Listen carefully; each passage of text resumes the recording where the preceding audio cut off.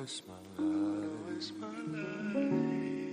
wanna waste my time. I don't wanna waste my life. Living in this world. When the beats. It's just some things, there's no going back. You know what I'm saying? jwoodbeats.com. Yeah, I'm not the one with the issues. I hear you.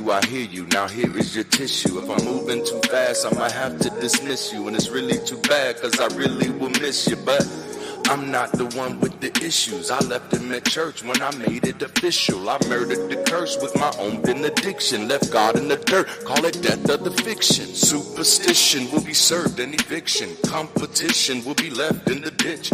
Oh my God, it's too damn hot in this kitchen. The fishes of men are now swimming with fishes. Oops, my bad, I guess I'm moving too vicious. Verses sold, I gotta put them on your wish list. Bless my soul, cause I'm dodging your little hit list. I guess you know, you just lost another witness. Gotta let me go, gotta let me go, gotta let me go. Gotta let me go, gotta let me go, gotta let me go right now. Gotta let me go, gotta let me go, gotta let me go. Gotta let me go, gotta let me go, gotta let me go, I'm out of here. I can do anything, fuck your opinions and energy. I finally got the epitome. My biggest hindrance was God can't do nothing but fail. Greater is me. I never needed your deity. All of this human capacity. When it gets rough, I can pick myself up and prevail. Cause I don't need anything other than people who fuck with me. Good business, it starts with good company. That's why your boy is obsessed with community. Cause greater is we. We can create opportunity, doing what God never did, cause a God never could, but a people is all we need. Gotta let me go, gotta let me go, gotta let me go, yeah. Gotta let me go, gotta let me go, gotta let me go right now. Gotta let me go, gotta let me go, gotta let me go, yeah. Gotta let me go, gotta let me go, gotta let me go, I'm out of here. What's up, family? Welcome into the X-Pastor Call-In Show. This is a space where your thoughts, questions, and struggles take center stage. Whether you're wrestling with doubts, curious about faith, or having burning questions you've always wanted to ask a pastor, this is the place for you. Here we value open dialogue and honest conversations, free from superstition and yet full of understanding. Today's theme for tonight's conversation is going to be, what do you believe now? It's a profound question that resonates deeply with many of us who've journeyed through deconstruction and deconversion. After stepping away from long-held beliefs, we often find ourselves standing at a crossroads, contemplating not only what we believe, but why we believe it. Redefining our beliefs isn't just an intellectual exercise.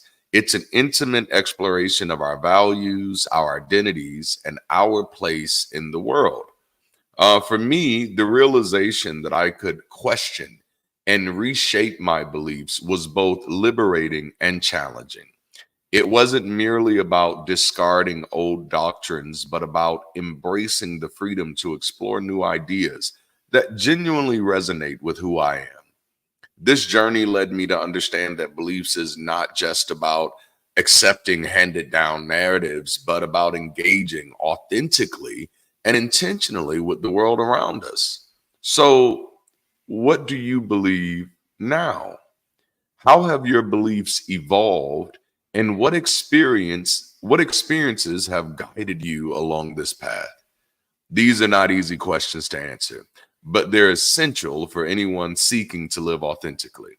Whether you're in the midst of shedding old belief systems or embracing new philosophies, this is a space where we can explore these questions together. As I continue to navigate my own path, I found that believing meaningfully isn't about adhering to rigid frameworks, but about being open to growth, willing to challenge assumptions, and courageous enough to forge your own way. Where are you on this journey? We'd love to hear from you. And in a few moments, you'll have the opportunity to join the conversation and share how your beliefs have transformed, and talk a little bit about maybe what you hold true now. The Ex Pastor Call In Show is a product of DLDD World Group and The Bridge. It's part of our commitment to help people find community, support, and resources without the presupposition of superstition. We host this show monthly on every first Sunday, aiming to be a helpful outlet for non believers and skeptics and free thinkers who crave community and conversation.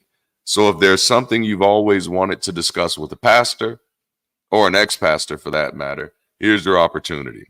We love to hear from you. Get your questions and topics ready, then follow the link on the screen to join our screening room. Let's start the show. I hope y'all are ready. All right. Kyle, man, welcome in. How are you doing today? Let me see here. I cannot hear you. Let's Hold on, try that that was again. me. I had myself muted. There we go. There we go. Well, listen, man, it's glad to have you back in here. We didn't get to chit chat too much before we jumped in, man. So how has your day been? How has your week been? We ain't talked in about a month. So how has your month been? It's been good, busy, but good. Yeah. As we round this corner here, getting ready for next Tuesday. It's been Yes. good. It's been good. Awesome. Awesome. I love it. Well, welcome everybody. Today is Sunday, November the 3rd. I am Darante LaMar, and joining me is our co-host, Kyle Butler. Before we get started, Kyle, in the spirit of the title of today's episode, after years of centering your belief around Christ and Christian doctrine, how do you approach belief now? Like, how do you answer the question, what do you believe now? Like, what do you even think about when someone asks you that question now? Like, when someone asks you, what do you believe? Where do you stand on that? Where do you believe? How do you approach belief now after deconversion? Sometimes I take this approach first. I say, why do I have to believe anything? Ooh, Why do we believe that there has to be a belief? You yeah, know, and I know where they're coming from because they're in an environment and we came from an environment where there had to be a belief and it had to be this one singular belief. um I've always considered myself a pretty thoughtful person, meaning I like to give thought to things. I've always considered myself to be a deep thinker, and obviously in the world of Christianity those two things are not allowed: critical thinking, deep thinking, contemplation, yes, the sir. vital critical things to gather oneself to get to a place of a conclusion or a place of stability in their thought world. Those kind of things are not really considered. It's a faith-based environment, and in faith there's not really a lot of thinking required. So when I started the journey of thinking, and the more I thought, I came to this place of saying, I don't really have a belief about a deity, as much as I have a belief that I don't um, believe in any deity, so to speak. Yeah, Um, Especially based upon the information presented to humanity by humanity. And I think that's very important to understand. The information we have about every single deity has been presented to humanity by humanity. There has been no deity of any power that no one can definitively say that this deity in its own power, in its own sovereignty, has presented data to humans to say, oh yeah, we would understand and see you as being this deity of power and control. No deity has ever done that. So yeah. once I came to these kind of places in my thought, I realized I didn't have to have a belief. um, Mm, and life itself is not predicated on having a belief. that's good. So once I realized that, I really don't have any belief. Now I have my opinions and I have my thoughts and I have my narratives that I throw out there, and they're really more so from an anti um, Christian perspective, and I only do that because I want to help other people who are venturing out of the Christian sphere of influence, and providing for them thought provoking um, things that help me come out of that environment. But again, I realized this is only for people who are willing to and they are ready to do Yeah. that. Yeah. You know, what I love about what you said is that, you know, you no longer feel like the need to even have a belief, that life is no longer predicated on belief. And I know that's been something that's been major for me. I'm incredibly averse to attaching myself to Yeah. any belief, you know, Right. which number one gives me the freedom to explore different, you know, philosophies, ideologies. Hmm. I can think through it, process to it, but I feel no need to attach myself to anything without understanding.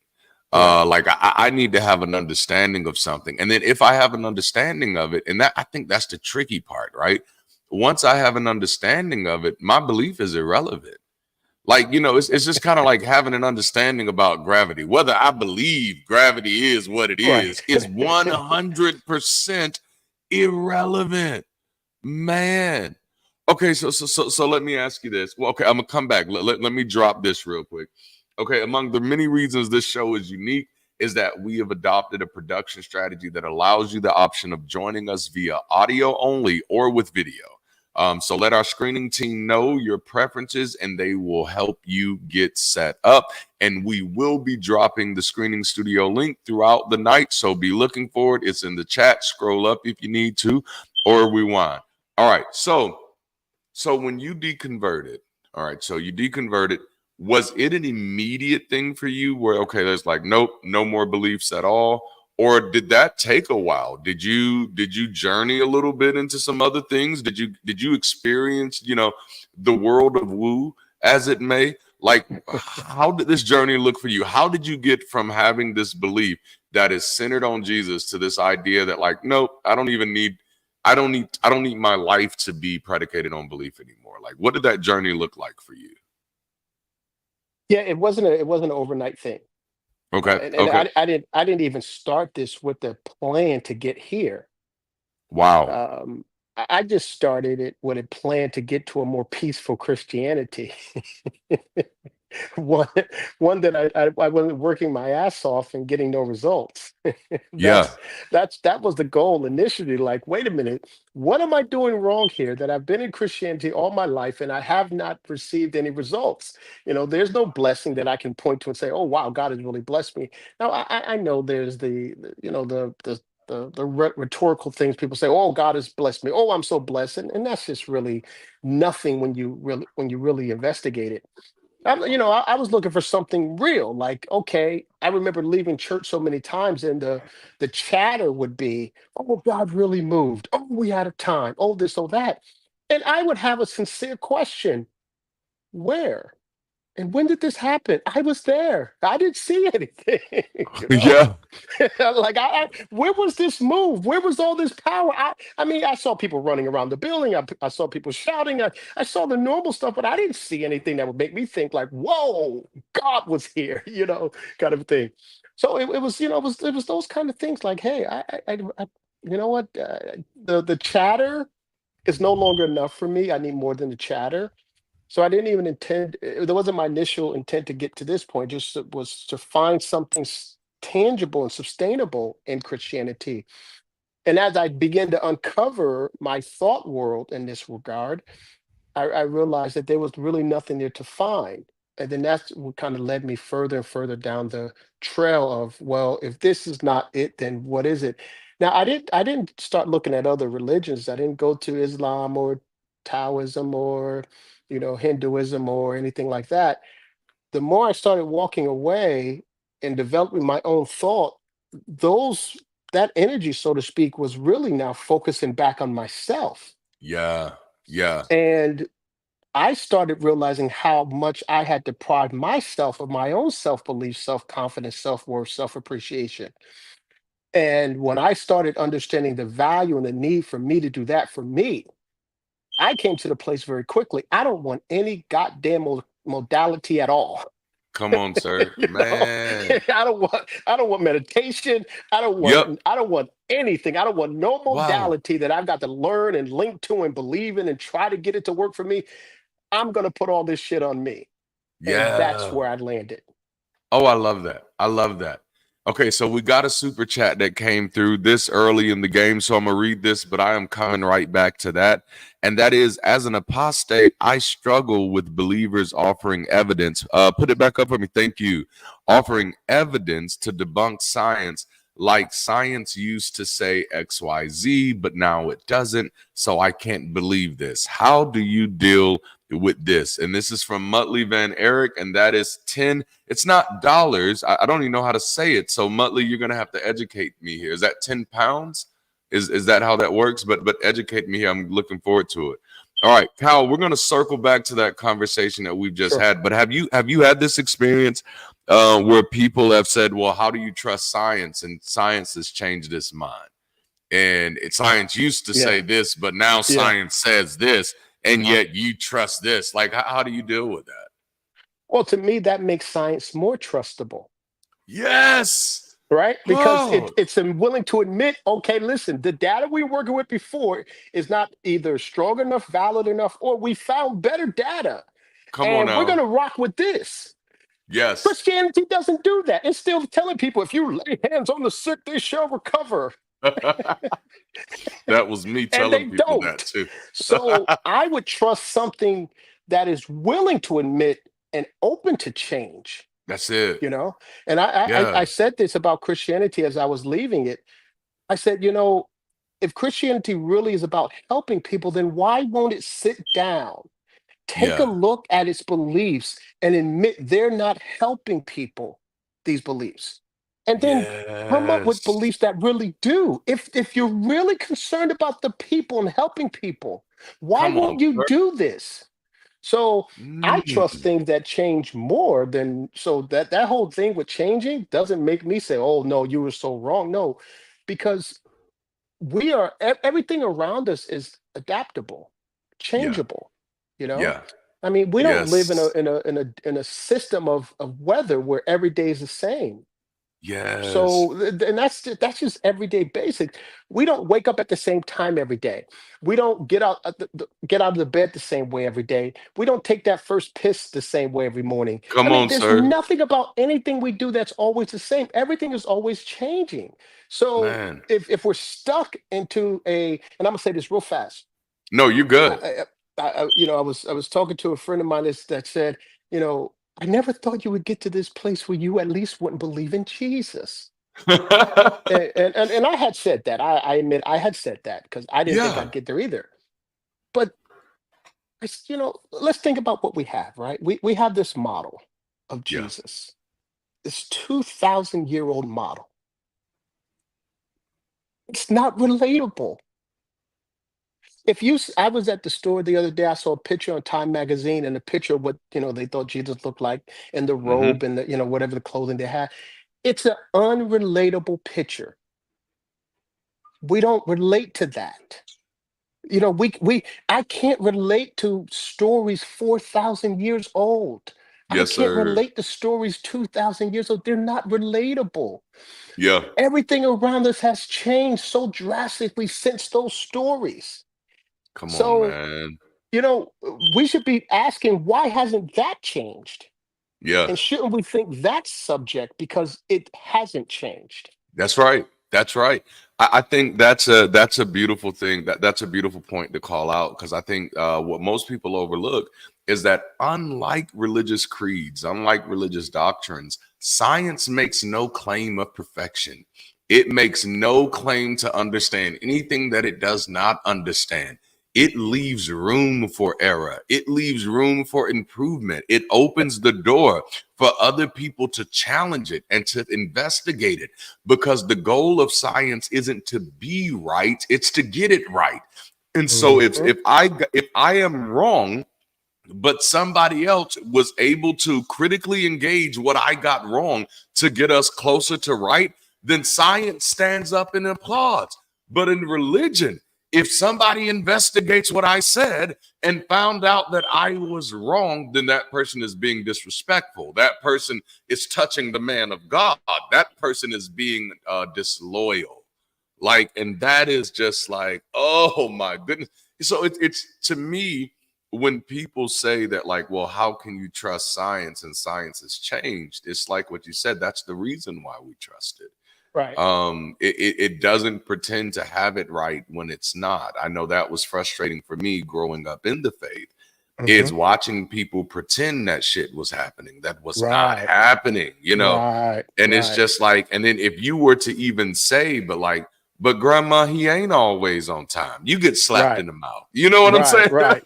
Yeah.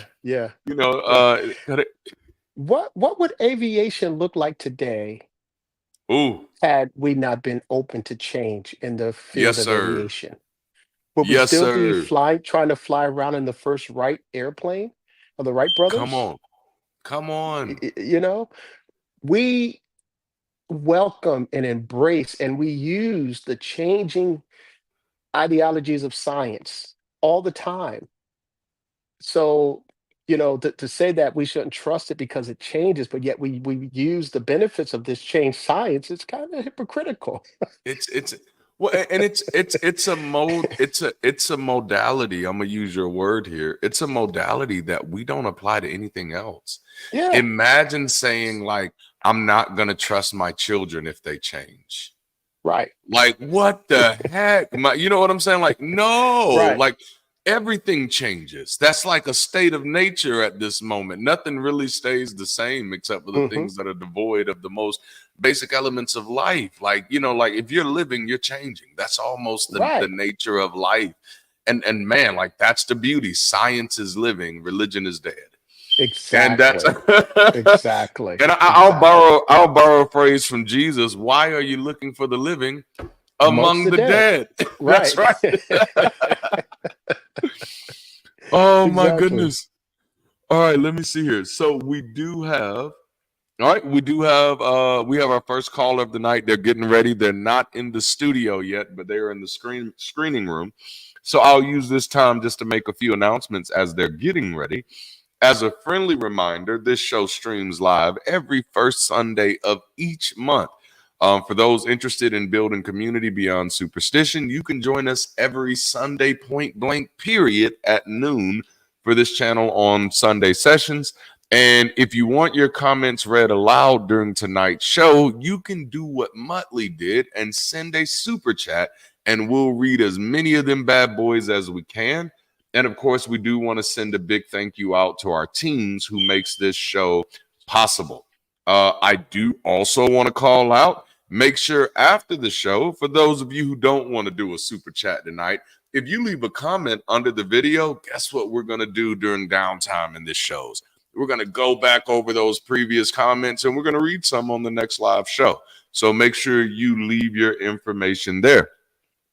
All right, Kyle. So while we're waiting for our first caller to jump in here, man. So I gotta go back to this conversation that we were having earlier about that transition from this very hardcore belief to this place of just like, well, you know, kind of belief is irrelevant. You know, it's just not even important. And then not only that, but an aversion to someone kind of presenting something to, no, you just didn't try this, or you just really need to do this.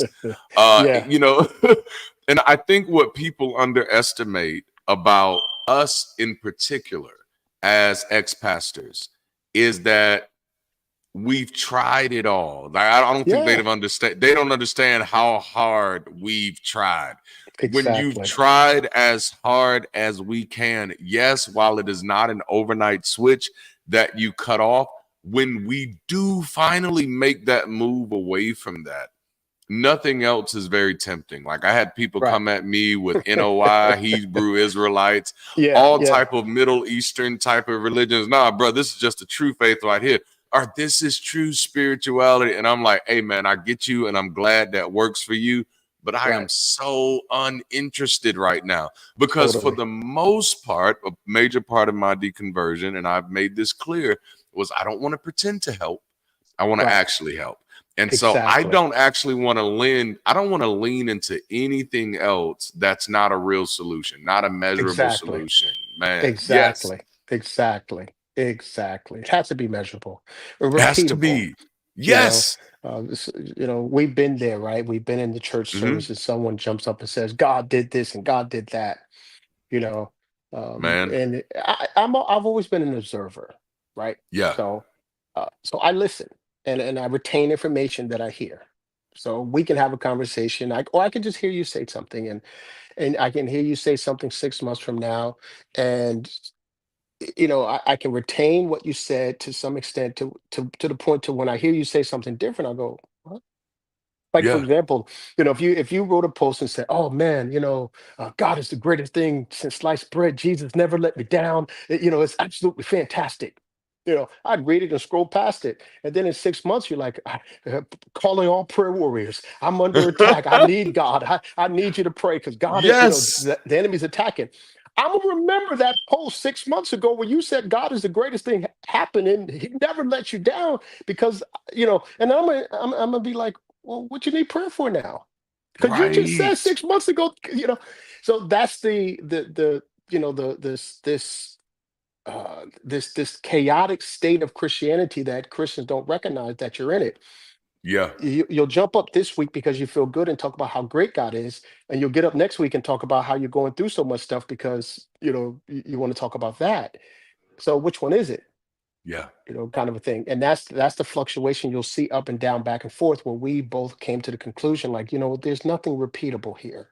Yep. Yep. There's nothing that's really measurable to say, okay, listen, if you do this, this is going to happen 1000% of the time. And I came to that point of saying, well, listen, it should work 1000% of the time because it's Yes. a God who said, do this, and I will do Yeah. that. Yep. So if I can't get a measurable thing here from doing this that this God said do, then what are we talking about here? What are we Don't talking tell me about? anything about your faith was weak or you didn't do it. No, no, no, no, because that's not there. It's not there. It says, if you, I Mm, will. That's what it says. that's what it says. You know, so if that's not measurable, every single time someone does this, and God does, if Come we on. can't measure that every single time, then there's a lie here in the That's system. right. That's it. And if there's a Yes, sir. lie here in the system and it pertains to the God, then we need to be able to look at this and say, what's going on here? Woo. Like in both the nonprofit world and the corporate world, I teach if the goalpost is constantly moving, you're dealing with Yeah, a con. You're dealing absolutely. with the con. Absolutely. And I think one of the places where the church world overplayed its hand is it started calling things principles. This is the principle Absolutely. of The seed principle. time and This harvest. is You know what I'm saying? kingdom. This This is is kingdom. principle. These Yeah, are the yeah, laws. And then, yeah. but it's like, wait a minute. If this is a principle, then it Hmm. should work every time the same way. If it is workable, it should work. Point Every blank, time. period. But Every what you time. begin to discover is when you go back, it says, oh, well, maybe you didn't pray the right way. Oh, well, did Hmm. you fast while you was doing this? I don't know. Yeah. Was it a Thursday when you made the commitment? And at the end of the day, you begin to find like no, any excuse will do. If you come back and said, I tried what you said and it didn't Hmm. work, they're going to act like any other, like I hate to say it, but any other con artist and come up with any excuse. And Yeah. I say that as a person who did it myself. And Yeah. it Me wasn't too. even because I was trying to con people. I'm No. like, here it is. I'm having to make excuses for God because I'm like, God, Exactly. I thought it was going to work. Like, oh Yes. man. Yeah, because we had no concept of a thought world that would even give us any kind of sense that we can blame God for being Yes. the issue. You Come know, on, man. that was Oh, nowhere in our stratosphere of thinking that we can blame God. Well, I guess right. God let you down. Right. We could not even form that thought. Not at all. And if Not we at did all. form the thought, we most certainly couldn't say it. Come on. You know, and I say this often now, and I understand why Christians are there because they're programmed like we were programmed, but that God is a good God.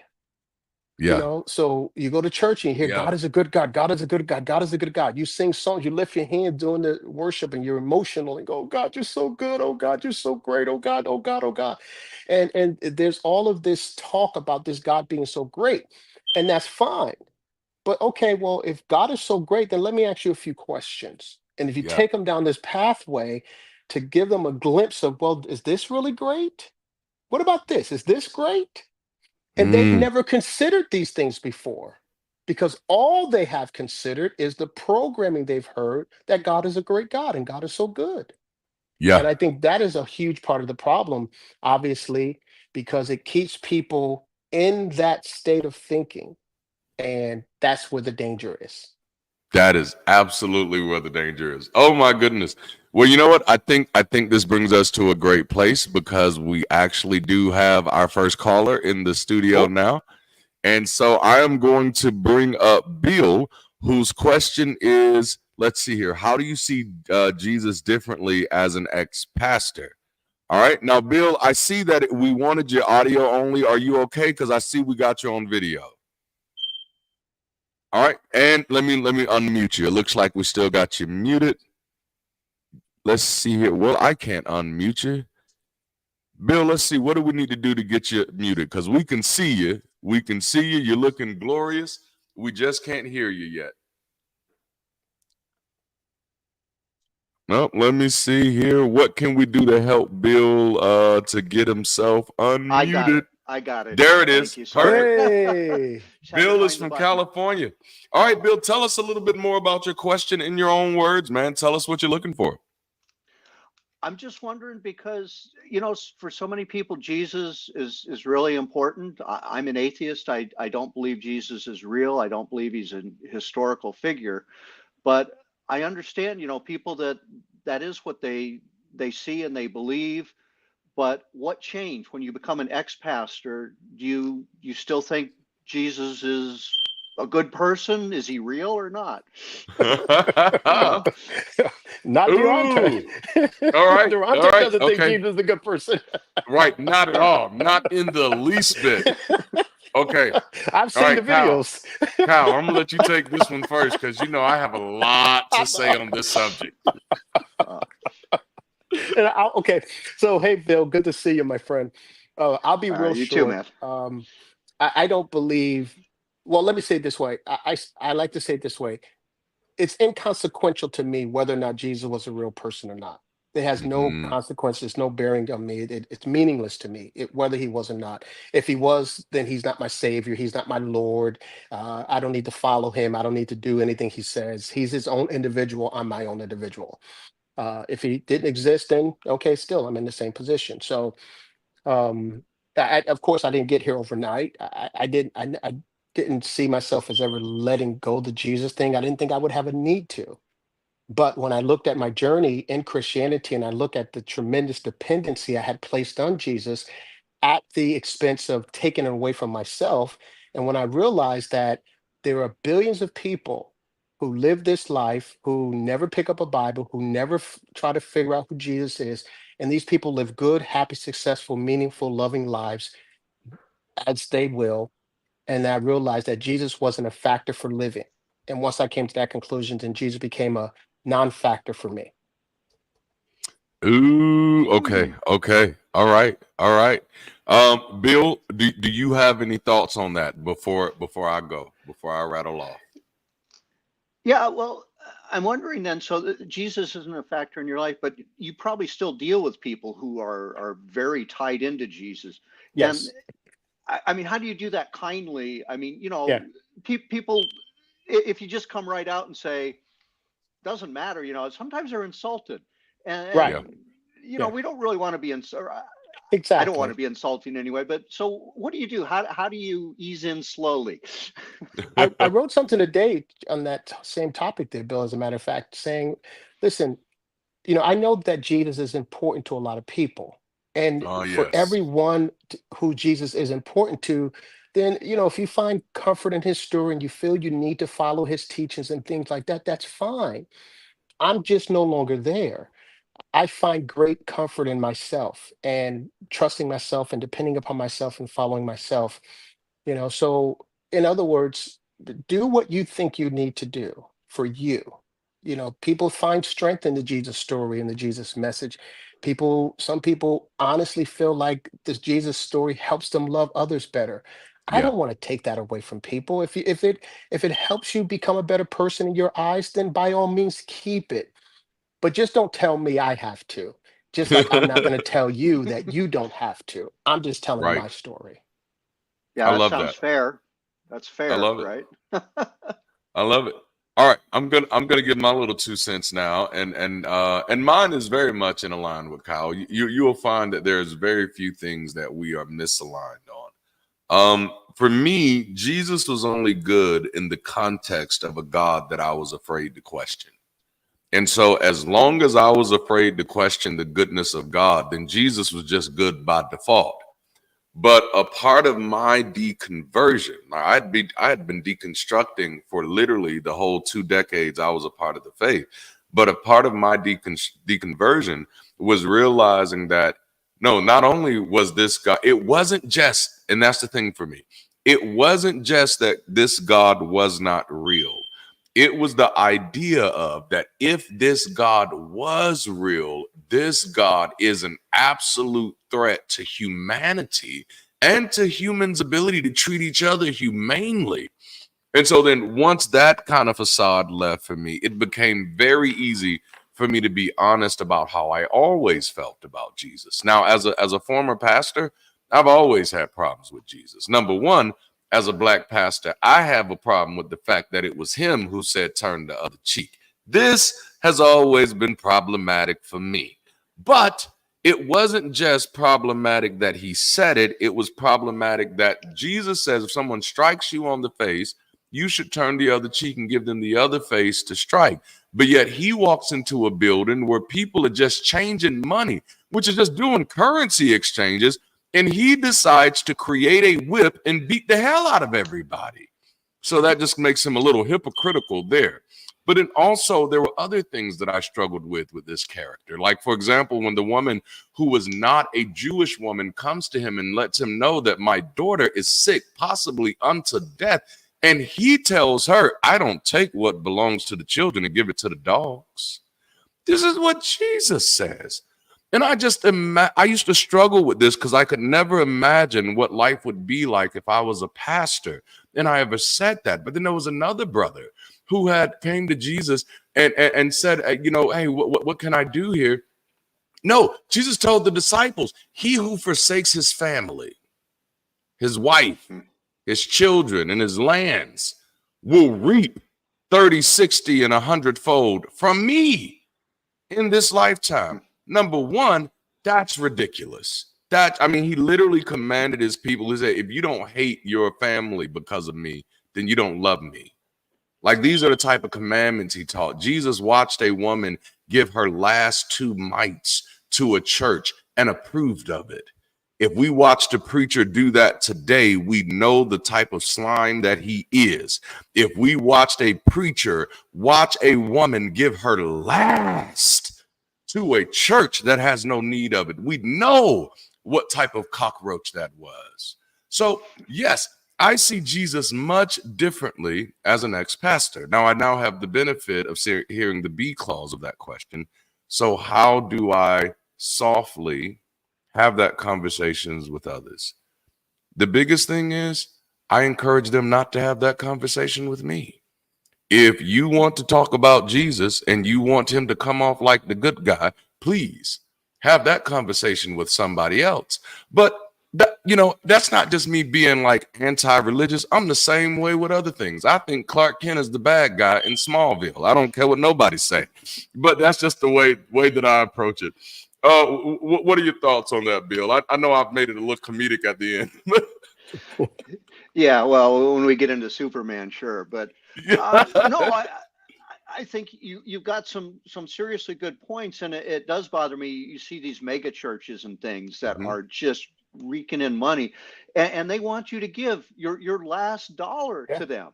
Absolutely. And it's like, no, what good does that do? You make more poor people, and that's despicable.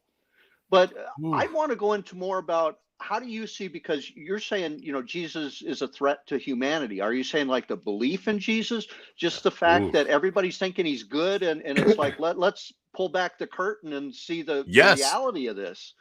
Well, yeah, it's almost like Wizard of Oz for me, right? Like, the wizard, he has really good intentions, but he is absolutely powerless. And everybody has gotten their hopes attached to this very, very fragile, very human man, and they've gotten their attachment to this in a way that is very unhealthy. Oh, he's gonna give me a heart. Oh no, bro, can't nobody give you a heart. That's not how that works. But when you look at that, that is most of our relationships with, or at least most of us who, especially those of us who came through poverty, and our attachment to Christianity came through that poverty. It became that this God is going to do something impossible. And the scary thing became is that the things that were actually possible for us to do, we no longer felt like we could do. Yeah. I can't do anything. Like, it's like the most dangerous scripture in the world to me now, it is no longer I who live, but Christ who lives within me. Yeah. I used to love that scripture. I used to live by that scripture. And then I realize now, in a day and age where we can actually look back over the data of how many people are truly suffering with finding their identity, how many people are suffering with depression, anxiety, because feeling like who they are doesn't match some model. I now realize how damaging some of these scriptures have been, and we've loved the idea of retaining Jesus as a good character. But I'll use the words of Jesus himself: "You judge a tree by its fruit." And when I look at the fruit of Jesus, I find heartache. I find damage from the most shallow to the depth of harm. From someone just being disappointed in the promises, to literally people drowning their babies in bathwaters because they heard a voice in their head, or literally an entire group of people being dispossessed from their land and never being able to explore their culture again. This is the fruit of that tree, and now I'll quote Billie Holiday: "This is strange fruit." And so like when it comes to Jesus, I just like to call it like it is. Yeah. Real quick, there's another really damaging aspect to the Jesus story that really troubles me as well, is Jesus becomes this scapegoat, so to speak, or this softer version of God in the Bible. So, so many people will try to argue away the events of the God of the Bible and say, but Jesus, but Jesus, but Jesus. No, well, see, we got to focus on Jesus, and Jesus is here now. Jesus came to show us who the Father really is, and blah, blah, blah, blah, blah. And I say, okay, well, give me one verse, one scripture, one mentioning where Jesus ever said anything that his father supposedly did in the Old Testament. Did Jesus say, no, that my dad didn't do that? Oh, give me one scripture. Yeah. Just one. If we're Really, supposed to best he did abandon was the he came back God, and said, "I didn't come to change the old right? rules." That's right. We're Right. keeping them. Right. So we're supposed to, Yeah. abandon. Okay, well, it's not really about what God did. It's all about Jesus, because Jesus showed us the Father, and Jesus showed us who the Father really is. Blah, blah, blah, blah, blah. As so many people try to, make it sound better because of Jesus. Then just tell me one time. One time, Wow. said, no, that flood, that wasn't my dad. Come on. Moses killing all those people and said Dad told him to do it. Dad didn't tell Moses to do that. That was Moses. Oh. No. Yeah. Dad didn't tell people to go enslave other people and kill all the men and keep all the women and do with them what you will. Dad didn't say that. No, I was there. Dad didn't say any of that. Wow. So I say to people, no, Jesus doesn't make the story any better. Jesus is 100% complicit in all these stories, because you believe that God and Jesus and the Holy Spirit are one, and he was there with the Father in the beginning. So that's right. What do we say about that? Well, there you go. You got it. You got me. I got no answer. I can't give you one. Man. Well, Bill, thank you so much for hanging out with us. This was a wonderful question. Thank you for starting it off. We'd love to have you back on the show. Man, Kyle, like that was a good question. I did not expect that one. Yeah, excellent. Like, how much has your view on Jesus changed since being a pastor to now? Like, is it a total, like, I guess what, a total 180? Is that what that is? Yeah. I mean, from a human perspective, I deeply regret my Jesus passion and love. I deeply Wow. regret those wasted years. There's a movie Yes. called The Wonders, and it's about a one-hit band, right? They had one Ooh. song, one-hit wonder. It's actually based on a true story.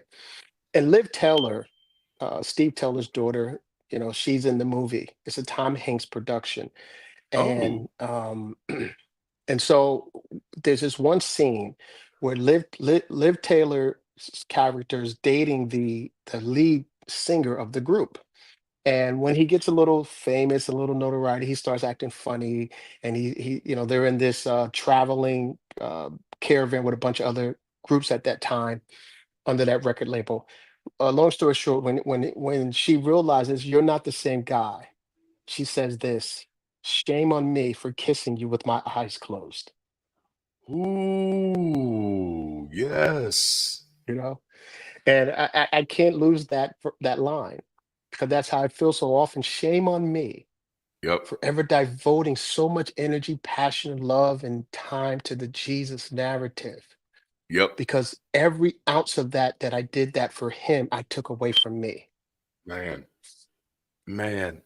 Well, like there was an interesting phenomenon that I began to struggle with when I was a pastor. And if any of my ex-members are watching this, especially any that were close to me, they'll remember this. Because I was trying my hardest to like live as I perceived the goodness of Hmm. Jesus was presented, right? Yeah. So I would have people that periodically call me and say, Pastor, such and such is this person is a snake, Pastor. This person is this person is really doing this. And every time I'd respond with, well, Jesus knew Judas was what was going to betray him and still gave him a chance.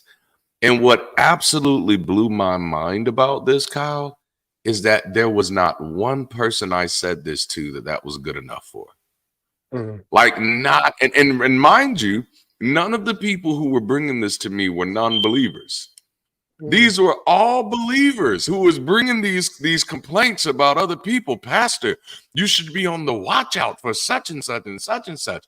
And I'd say, well, no, I'm just going to treat it like Jesus would treat it. And they'd be like, nah, that ain't good enough, But what I begin to realize is that there was actually that this belief that I thought was making us more humane was actually becoming the obstacle towards being humane to other folk. Mhm. Because while I was pulling on this one-dimensional version of Jesus to cover these people, these other folk were pulling on different versions of Jesus, the versions of Jesus who calls out hypocrites and exposes them and calls them names like broods of vipers filled with dead men's bones. They're looking at that version of Jesus and coming to a very different conclusion. And I really begin to realize, like, you don't get to have your cake and eat it too. Right. You don't just get to pretend like Jesus is this all-loving character. That is not the case. This is good propaganda. Jesus condemned whole cities to die. And then Hmm. I often remind people, just for that, because people don't always make this connection, but colonialism is indirectly connected, or no, I'm sorry, not even indirectly, directly connected to the Great Commission. Sure. Go and make disciples of all nations. Watch this, commanding them to obey, bringing everybody else into subjugation of who you are. These are the words of Jesus that have been used to platform the most horrific crimes against humanity that Yeah. this planet have ever seen. This is Yeah. what comes from Jesus. Yeah. Yeah. Yeah. I'm sorry, I didn't mean to get too hyped. No, no, no. Listen, I don't know if people often think about some of the topics we bring up or some of the points we bring up. And I think that's the value of what we're doing here. We bring up different points other people haven't thought about. Yeah. And Yes. especially those, and this is not to diminish other people, but for those that weren't on our level of what we did for with our Yes. lives. And not to say that we're experts on everything, but I really think that we're worth listening to. because of what we did and where Yeah. we were. We're worth listening to. Yes, Now, sir. I can tell you, I have no agenda as far as, oh, I want to get back at the church, because what church would I be trying to get back at? Come on now. Mine? Would I be trying to get back at my old church that doesn't exist anymore? So like, so I don't have an agenda of I'm trying to tear down a church. No, I want to talk about the what I call and what I believe are the dangers of Christianity and religion. And I think Christianity is 1000% toxic and dangerous and a threat to humanity. And it's most certainly a threat to our emotional, mental, and physical health all the way Yeah. around, because it's all connected. You Yeah. know, it's a debilitating religion. It's a dehumanizing religion. It's a religion designed to keep you so far away from yourself that you never gain any self-worth whatsoever. And Yeah. there's no field of mental health that would encourage you not to believe that you're worth it, Oh man, come on you now. know. But And Christianity tells you from the jump, you're a you're dirty, not. rotten sinner, and Yep. you're not worth anything. The most famous one of the most famous sermons ever penned and recorded in history is "Sinners in the Hands of an Angry God." Oh yes. And it talks about how disgustingly vile we are, and how, like a spider, we're dangling over the flames of hell that this God would much rather throw us and then save us from, because Oh we're this man. that disgustingly vile. Yep. So You know, that's the heart of Christianity. it makes me wonder. There was a scripture in Revelations that used to get used a lot, that God doesn't want you to be lukewarm, be hot or be Yeah, cold, or or I'll he'll spew you spit out. you out his Yeah, mouth. And I'm like, well, what right. the fuck was I doing in your mouth in the first place? That sounds like God is trying to make me his lunch. That doesn't seem like this doesn't seem like a mutually beneficial situation. Why the fuck am I in your mouth, bro? Like, I feel like there's a part of the story missing. Like, how did I get in this man's mouth, man? Help me. Help me And understand. I told a Christian once that was really trying to give me grief about where I am. And I said, no, I'm only doing what the Bible says. Your Come Bible on says now. that one should be either hot, so sold out for Jesus, or cold. Yep. Don't believe in Jesus. I'm only doing what the Bible says. Hey, I'm cold as fuck, bro. Hey, call me Frosty. Hey, I'm a Wendy's on this bitch. Like, Right? hey, I'm a dollar Frosty out here all day long. That's all day. You was cold as ice Right? long ago. Oh my goodness, that just took me there. Oh man, that's real though, because it's like that's Right. the thing, Yeah. Oh man, dang! I did not expect to get so much comedic gold out of that right there, but that was perfect. While it's on my mind, listen, for those of you who are interested to call in, the lines are open. The link is on the screen. It's also in the chat. Scroll up at any time and you'll find that link. And then also, if you want your chats read aloud tonight, please send a super chat. We'll read as much as we can. Okay, so while we're waiting for the next call, because like this conversation has just gotten way too dang good. And it is like, when I think about especially where I stand now, like, because I was so afraid of ever saying much of this stuff. But I Yeah. think what people misunderstand about people like you and I is that these aren't new thoughts for us. No. These are No. thoughts that we've been rebuking for years. Yeah. These are thoughts that we've been pleading under the blood of Jesus for years. We've begged Jesus to take these thoughts from us. You know what I'm saying? I Like, and started yes, in my sir. journey as a 19-year-old. That's when I got on fire, committed. Yeah. I started then, and going to church with a new mindset. I thought I went to church every Sunday feeling like something's wrong. I thought I was demon possessed. I thought a demon was inside of me, making me feel uncomfortable in the services. Man. True story.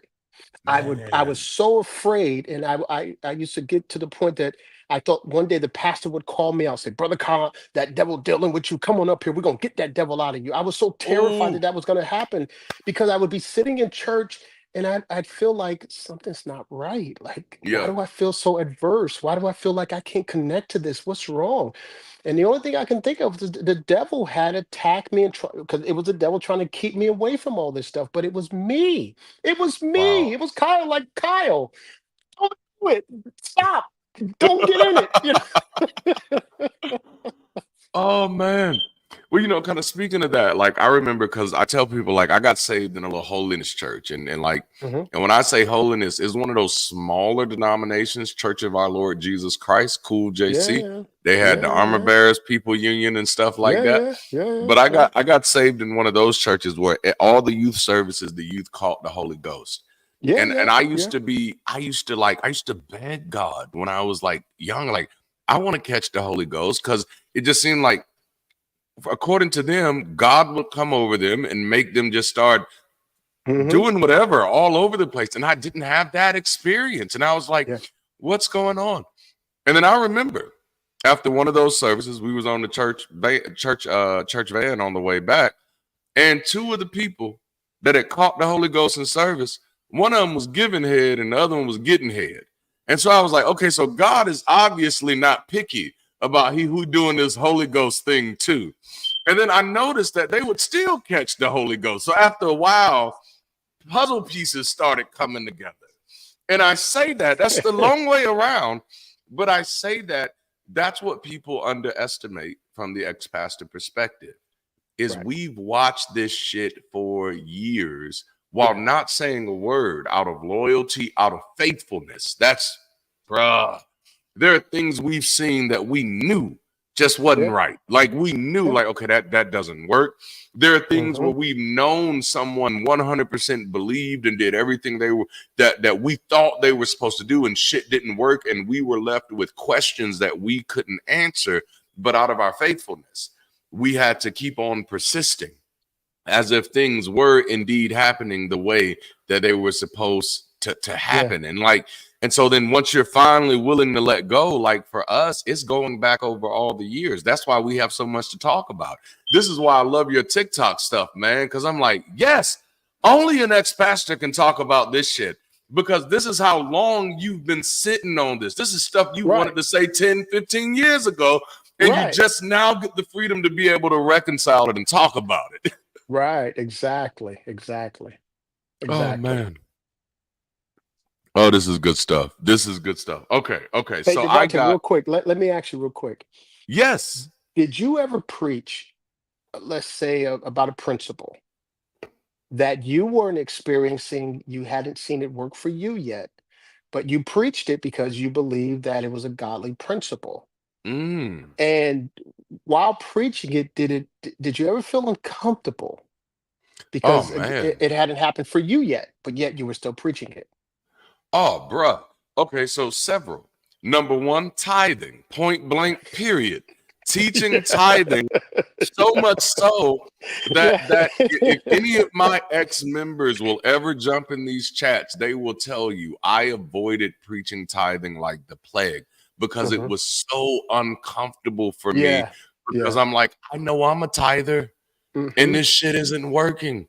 So Yeah. how can I tell somebody who is a single Right. parent with 5 kids that if you Yeah. just tithe, God is going to make it better for you? And I know Mhm. your ass sleeping around, and I'm being holy and pure in tithing, and God ain't doing shit. Bitch, if Yeah. he ain't doing nothing for me, he ain't showing up for you either. It was very uncomfortable. Like it was Yeah. rough. But then Yeah. not only Yeah. that, the other one, and young pastors get this one a lot, right? If you're faithful over a few Few things, things. Yeah. God will make you ruler over Rule many. over many. Yeah. And I found myself constantly being pressured to preach these type of things to my leadership, to try to Mhm. get them to step up. And it was just Right. like, no, if you just trust God here, God will make you. Right. And I'm like, bruh, you've been faithful over a few, many Right. things, and you Right. still Right. barely a ruler over those many things, bruh. Right. Like you Right. sitting up here lying. And it's Mhm. Kyle, it took me when I got my undergraduate degree, I was starting as a secondary education English teacher. That's what I was going to go to Mhm. school for. Ended up Mhm. switching to sociology.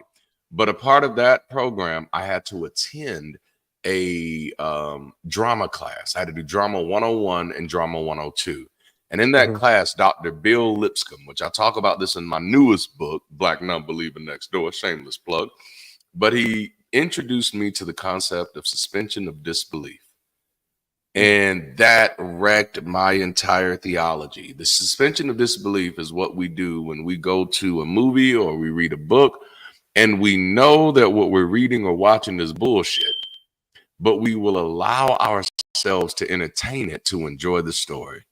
Wow. And when I heard that concept, it was like, holy shit, this is what I've been doing. And this is what I've been depending on my members to do. So when I do talk about tithing, or when I do talk about serving and God will make you rule, I am suspending my disbelief because I believe God ain't gonna do none of this shit. But I'm gonna suspend that. And I realized, like, that's my faith was actually suspension of disbelief.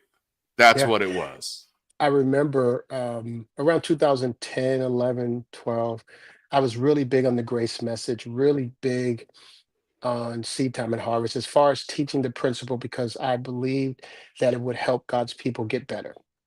Yes. And so I got invited to preach at a church in Texas for the first time. So I went down to Texas, and I was there for 3 nights, and I'm preaching on faith and grace. Oh boy. And I got invited back a few more times after that.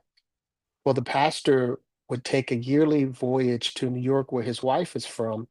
And during that time he's in New York, he'd pastor, he'd visit some of the churches that he knew so he can preach and kind of keep his income going steady for the summer. Yes. And he calls me and said, hey, Kyle, I'm gonna be in New York, and I'd love to come to your church. You should let me come to your church and preach. Now, I've been to your church like 3 times. And I said to him, "Oh, goodness, man, I wish you would have told me earlier. I already have a guest speaker coming this week." I didn't, but I was so ashamed of having gone to his church all these times, preaching about the blessing and the goodness of God and the faith and the grace, and knowing what my church was going through at the time. I didn't want him in my church. Wow. Oh man, talk that talk, Kyle. Oh my goodness. That's a true story. That Yes, is a sir. true story, because I was preaching those things and teaching those things with the any day now God's going to do it for me kind of thing. Man. Oh man. And of course that never happened, but I remember that I lied to him, told him he can't come to my church because I already had a guest speaker. But the truth was, I was too ashamed of where I was. I thought he'd come to my church and be like, man, I've been in my church all this time talking all this grace and blessing and goodness of God, and look at, yeah. Oh my goodness. Okay. So that does remind me of a story. I got a similar story while we're waiting for our next caller, right? So this one was for me, because I told you, like, Kyle, I was afraid to teach about stuff like this. And so, like, the only time, like, tithing only got mentioned during the giving section. So during the giving portion of our ministry, whoever was doing the offering would say, if it's your week to tithe, do so. That was the most you'd get, right? And it was honestly because, again, I grew up like poor. And I was always so concerned that I'd be putting more on the people than they could bear. I understand. Me too. I was very much a Pauline minister. And so when Paul said stuff like we shouldn't put more on on those who come behind us than we couldn't bear ourselves, like I struggled with that, right? Oh no, this story is going to take a twist. All right. So I struggled. And so I never pressed my members for giving, but it went to the opposite extreme. And that's why you will notice that I do tend to take a stand and be like, no, giving is responsible. Because I went to the other extreme. And because of it, my church struggled like horribly, because I was so afraid to teach about the superstitions of giving. I didn't teach about financial responsibility, period. And so I bore the whole cost of that church myself, while being a newly married man with 2 young children trying to make things work. And it was devastating. And then I did a revival. At my church. Ooh.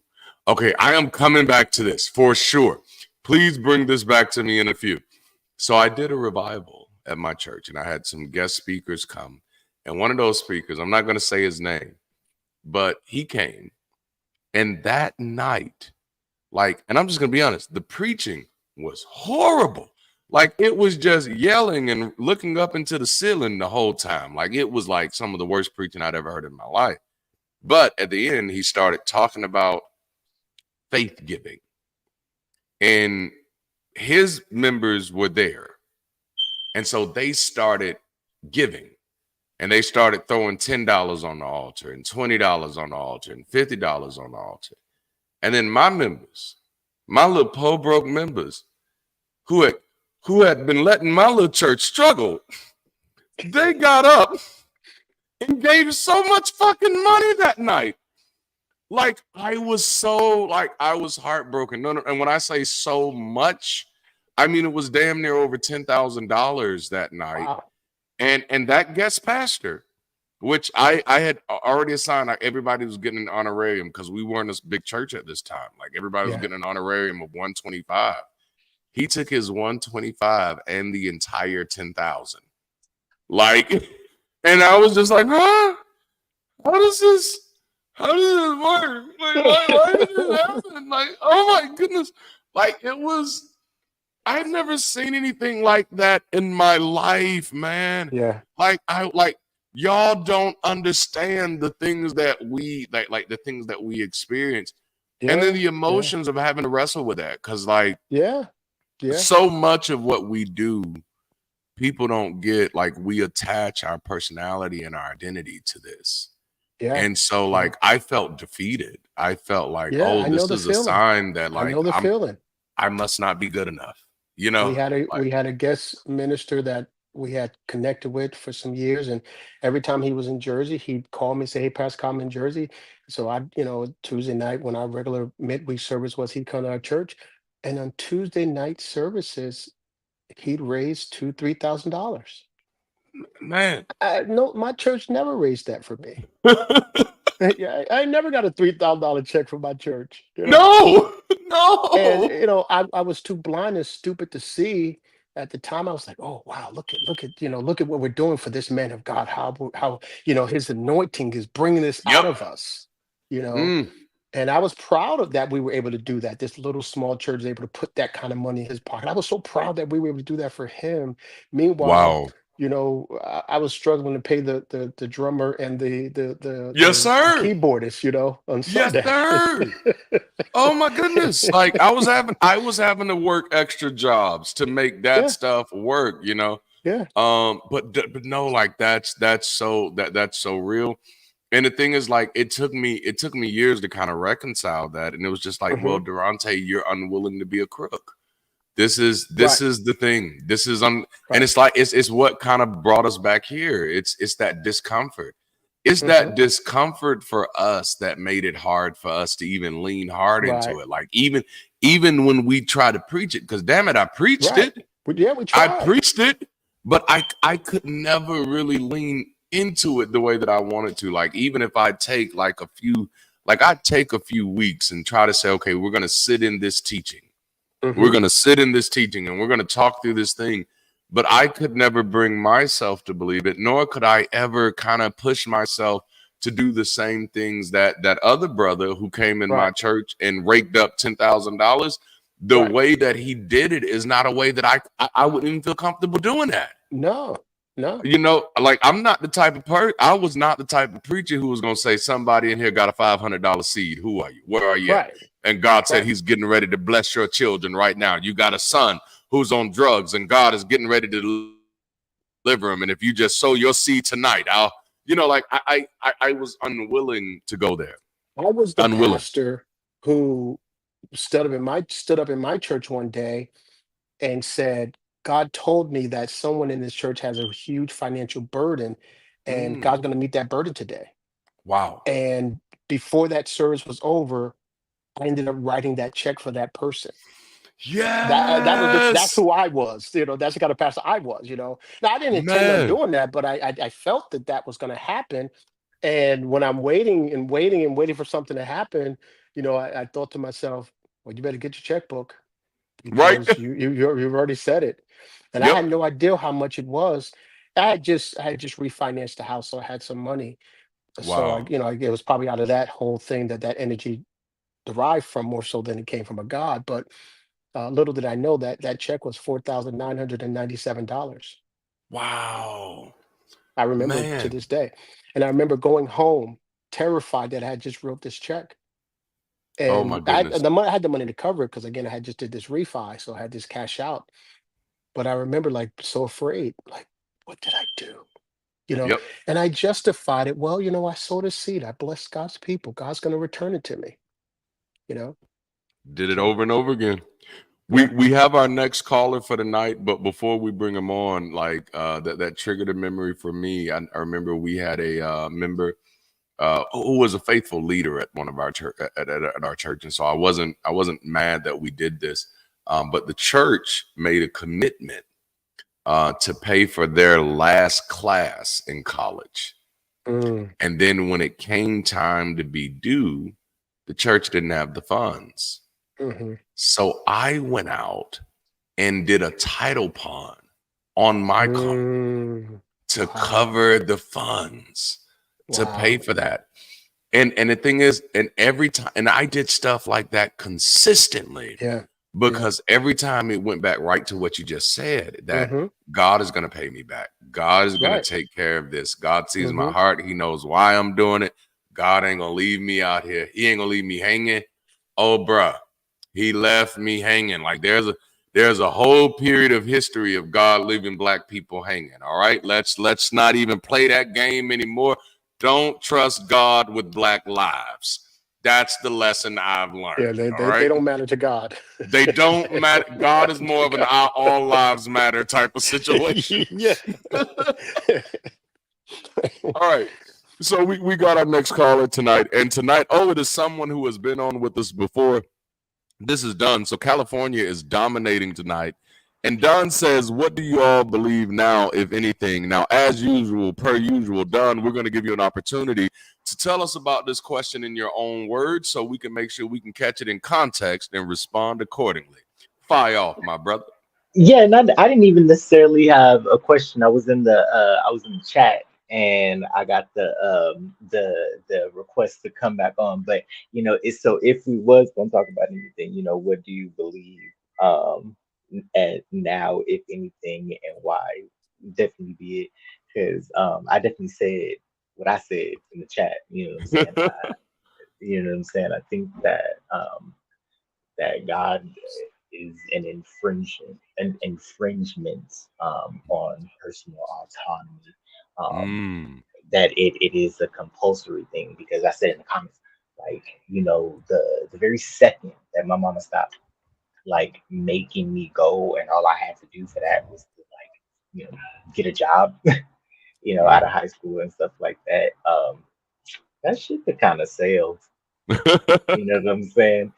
Yeah. So without that compulsory element, I truly feel that, I think that's why it's organized religion, I think, especially within the community, um, is losing its steam. Yeah. You know what I'm saying? But yeah, I definitely. What do y'all think about that? On that idea of like, because I really truly do feel like God is an infringement on her. It's compulsory. God is a Yeah. thing, and it is compulsory, and then it is an infringement on personal autonomy, like at Yeah. the most blatant, in the most blatant form. Absolutely. Absolutely. Kyle, how do you feel about it? Because I know this is one that we can actually fire off on a little bit about, Yeah. but just to clarify, he says, God is an infringement on personal autonomy, Oh yeah. authenticity, on personal agency. Is this something that you now believe? Now being on the other side, is this something that you'd say, no, I can see that this is a truth? Oh, absolutely. Because the most natural and instinctive thing we all come here with is no knowledge of a God. Yes. So that's how we all start. So if we gain one, it's our rights and our autonomy and our own agency have been infringed upon. Someone has given us this, and said, here, take this, you need this. But we didn't come here with this. And if it Yeah. was something we had to have, then we would have come here with it, already Ooh. made into our structure of knowing, but Yeah. we didn't. So yeah, it's a total infringement. I agree. I agree. Yeah, and I wonder, what could have been done with that time. I Hmm. mean, I hate to be doing that shoulda, coulda, woulda, because I'm not doing it in my context, because the confidence that I have, to do what I do, go up and do public speaking, all of that, perform, come on here and on the internet and do what I do as confidently as I do what I do, even in the little minute form, right? I ain't got nobody's channel. I just literally, if somebody say hop on where they provide the opportunity to hop on, I do Yeah. that. You know what I'm saying? So all of that confidence, that, that voice that came from, my particular perspective from the church. However, like, I just kept having to abandon parts of myself, right? Yeah. You know what I'm saying? Like, some part of me, like, every time it could have been something as simple as like, I legit can't afford my bills. Well, it's because you live a certain lifestyle, Come or on you now. using Yes. some things and stuff like that. I was like, well, okay, so if I stop doing those things, if I stop doing whatever that is, right, will my bills be paid? I don't Man. understand. Nope. Oh man, okay, okay. So I have some thoughts now because this makes me think of a few things. I'm gonna take it this way. There are two things for sure that I stopped believing in. Two things for sure, and I think these have been the most prolific, have had the most prolific impacts on my life. When I stopped believing in a perfect God, I stopped believing in perfection. Period. I like that. Like, perfection is a fucking illusion to me. What the fuck is that? Mhm, Without predestination, there is no perfection. mhm. We are all figuring this shit out. But then that also meant that I let go of this idea of a prototype or anything that was typical, period. Like, the idea of normal doesn't even exist to me anymore. I've met enough people now where I know that we're all different. Ain't nobody the same. Ain't no fucking shit as normal. There is no mold that we should all be trying to fit to Yes. together the way that we should be now. And this is honestly what I believe now. What I believe now is that we should all be working hard to learn from each other, Oh, because the world I experience is only the world as I can experience it. mhm. I will never know the full world until I'm willing to know what you're experiencing. We are all the Yes. blind man touching the elephant, and I have to be willing to communicate with the other blind Mhm. folks touching this motherfucker to know what the fuck we feeling on so that we don't get a charge. Mhm, mhm. That's where I'll drop that My at. my most immediate leadership in the African People's Socialist Party the other day said, Yes. progress, not perfection. Pursuit of Yes. perfection is actually liberalism, right? Come on. And if you read George Jackson talks about Ooh, materialism being the come state on. of being Black in August. process, right? Yes. We are to be the materialist is to always be in progress, right? Huey Hmm. P. Newton, on that same line, says, as revolutionaries, we're not trying to reach no conclusion. We are Oh, yeah. materialists. We are always in process. There is no model, right? Oh, my Organizations goodness. come and go, especially right when we're facing a big apparatus, right? Like the state that can push forward a thing like a god, right? Yeah. So of course that sound for real now. At first I was saying don't talk about the fire alarm because that's anti-black, but that last one sounded for real, for real. But on that same line, I was lecturing and then I just got into that. I'm sorry, I didn't mean to do that. But just like the Black Panthers failed because this big the state put with all its power, right? And I would definitely argue that everybody says opposite, but the West, the United States, biggest theocracy that human history has and probably will ever see. And I don't know how people keep saying things like the United States is not a Christian nation, right? When Come on, y'all bruh. see that, y'all see the dollar, it literally says "In God We Trust," right? So Man. you know what I'm saying. Often I hear people say, like, to the friends who in conversation, right, atheism does come up with, like, well, why do you feel the need to rally against this? I'm like, do y'all not see the compulsory nature with Yeah. which, you know Oh what I'm man. saying? We can't even sit up here and sit on the corner like hoodlums and get drunk without God coming up. Do y'all not That is true. understand? Like, I don't understand what y'all don't understand. This is why, Ooh, like, with what I'm saying. This is why, like, every chance I get in these academic spaces, I'm putting up like it's this country, right? I'm studying history. I love to be yes. like, oh, the West is a theocracy. This is the origins of it, right? That's probably Yeah. what got them in the Dark Ages in the first place. It's probably What why, you say? honestly, the Dark Ages, if you was gonna really do some arguing, which I would because I can, Dark Ages ain't really went nowhere. Yeah, Come on now. whatever, you know what I'm saying. But Yes. yeah, what's your thoughts on that? Like, I was saying, you know, Man.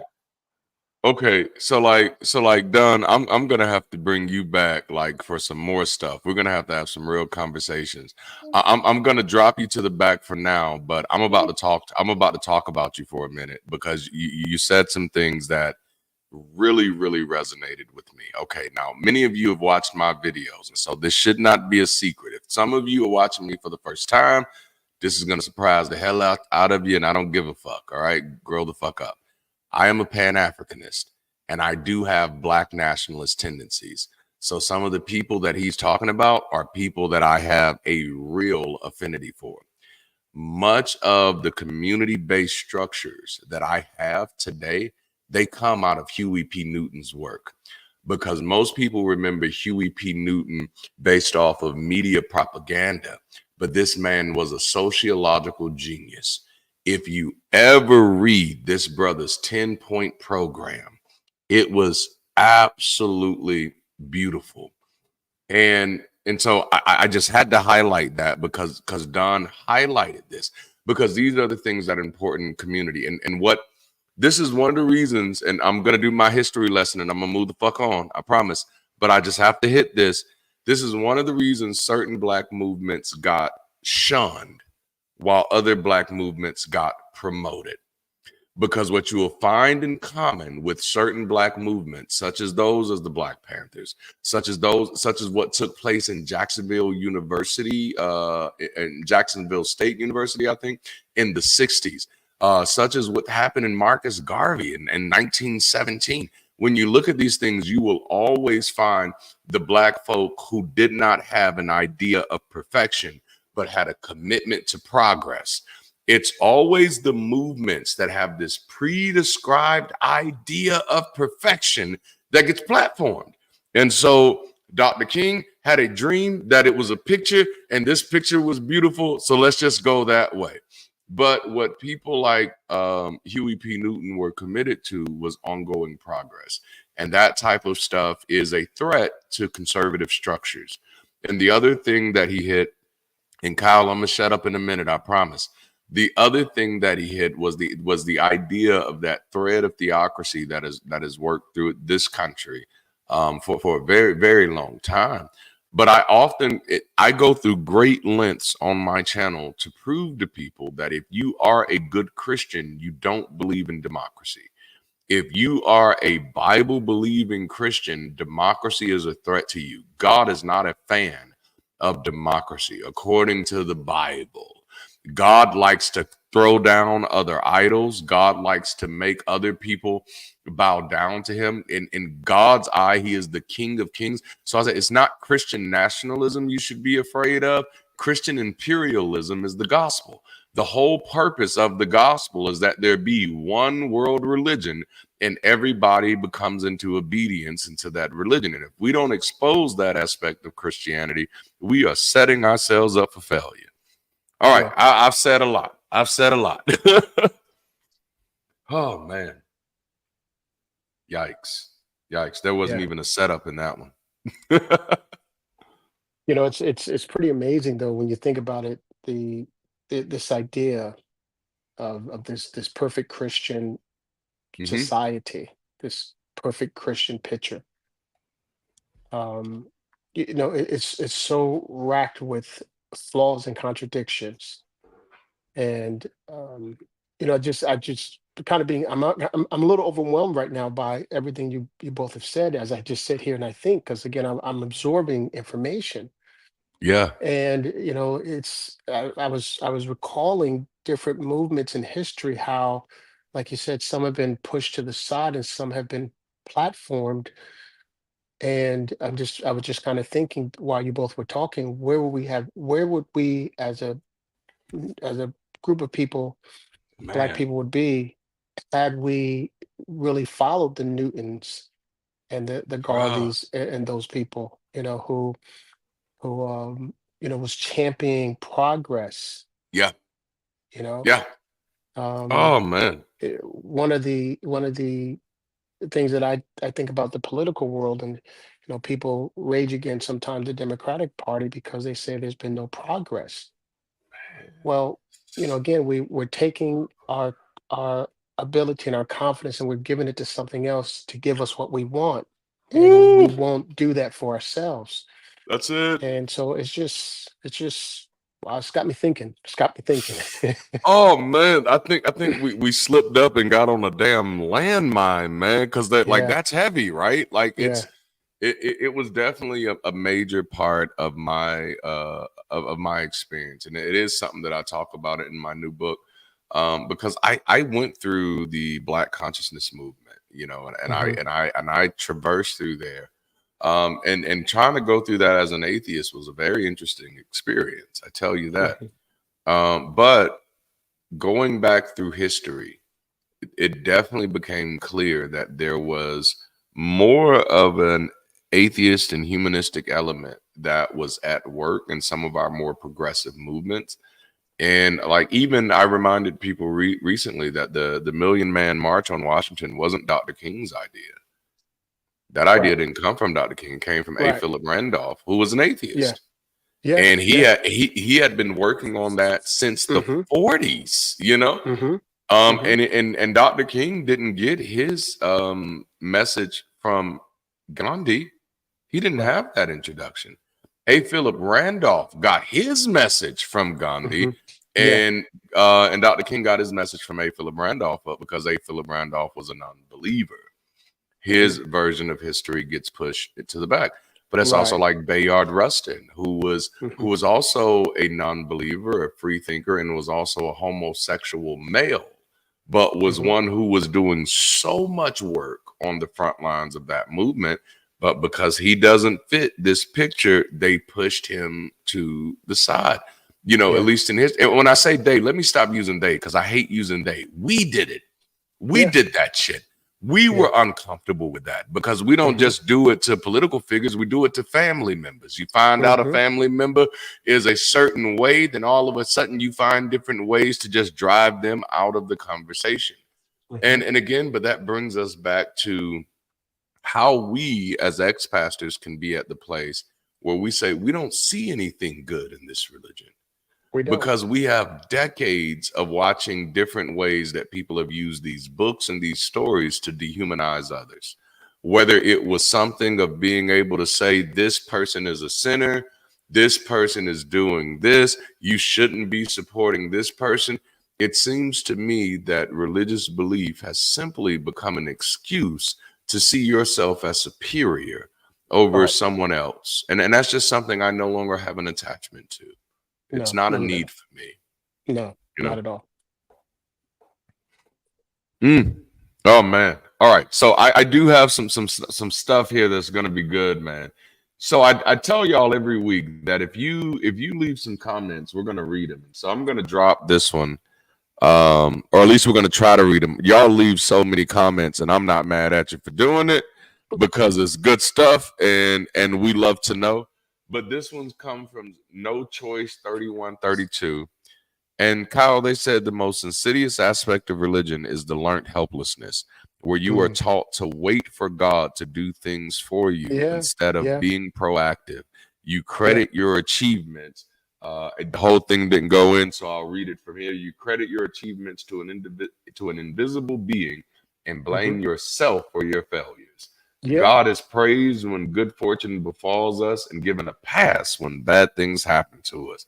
No wonder why so many people suffer from religious trauma.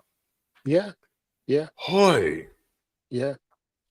How often, just for you and I, how often did we gaslight ourselves for things that didn't work? Yeah. You know, we didn't pray enough. We didn't fast enough. I would spend time on my knees crying, begging God to forgive me for failing. Yes. And you know, it was that kind of stuff, as I recalled it, that I thought about it from a human perspective. You know, if I see, you know, I do home improvements, right? So if I take on an apprentice and I'm trying to train them to do certain things, and if I see them doing the very best they can do with the information that they have and the ability that they have, and if I don't try to jump in and help them if they call on me to help them with something, then I'm not a very good human being. Oh, that's You good. know?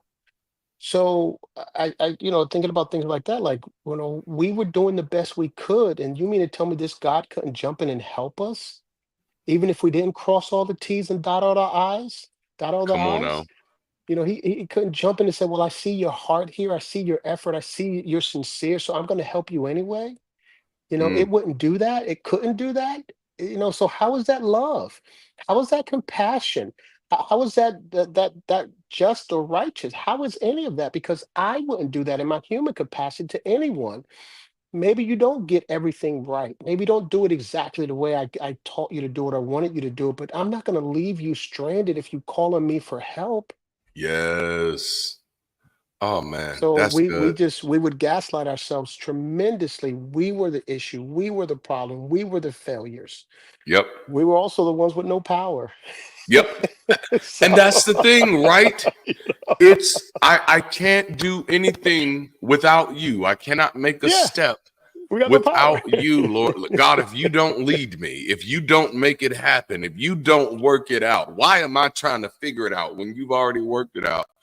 But at the same time, I'm having to wrestle with you not doing anything, and that definitely is that learned helplessness. And I saw that more and more on this side as people, because you know, even when you deconvert, people still come to you as pastor, especially if they saw you that for years. And they would come, and I'd realize, like, oh man, it's this belief system that's fucking you up. Yeah, I mean, I Because lost my home. yes, sorry, I lost no, my go ahead. home as a result of my faith in God and His faithfulness to provide. You know, when the truth of the matter is, during 2008, when everything crashed, I should have got my ass up, and if it meant working 2 jobs, I should have did whatever I needed to do to save my home. Come on, That's what I bro. should have did, instead of depending on some God that He's going to save me, rescue me, help me, or return my seed to me in this time of need. Bro. You know? But see, and that's the insidiousness, because if you would have known that God showing up is not an option, like this is not happening, you'd have an entirely different approach, right? Like that's what pisses me the fuck off. I'm like, oh my goodness. To everybody who ever told me just wait on God, this is the biggest fuck you that I could give you right now. Like, because that shit is the mind fuck. It's like, and we as pastors were required to do this more than just the members. This was our responsibility. This was what we were required to do. This is what God wanted us to do, to trust it, to depend on it. It is our source. It is our provision. We're not supposed to work. We're not supposed to trust other means. We're supposed to trust God and go through the hardships, whatever it takes, until God finds us faithful. That's what we were expected to do. We were servants and workers for God. This was our calling. This is why we were here. So, you know, to not trust God and work is you had no faith. That's right. You had no faith. You did not trust God. And until you get to that point of trusting God, God will never bless you. Every predominant mega church pastor preaches this. everybody on the with any kind of following preaches this. This was preached to me as a young minister coming up. You got to learn how to trust God. You got to learn how to trust God. You got to learn how to trust God. And when we decided to do that, because we thought that that's what we had to do, that Come on, shit sir. fucked us up something worse. Yes. I recently had a friend, and it looks like we have another caller that's on the way in. But I recently had a friend reach out to me this past Sunday, and I've shared this story in every live I've done because it was so prolific to me. But she hasn't seen me since high school. And in high school, I was a revivalist. I'm laying hands on people at the cafeteria table and everything. I was that guy. And so she's just recently come across my new videos. And she's like, okay, what the fuck is happening? Because you was on fire for the Lord last time I saw you. What has changed?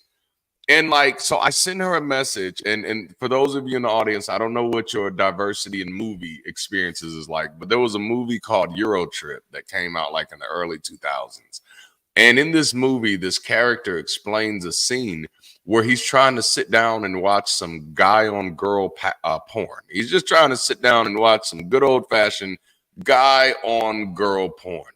And he gets down, he has his napkins, he has his lotion, he's fully ready to go. He's engaged in the moment, and he's 45 minutes in, and he realizes that the females never show up.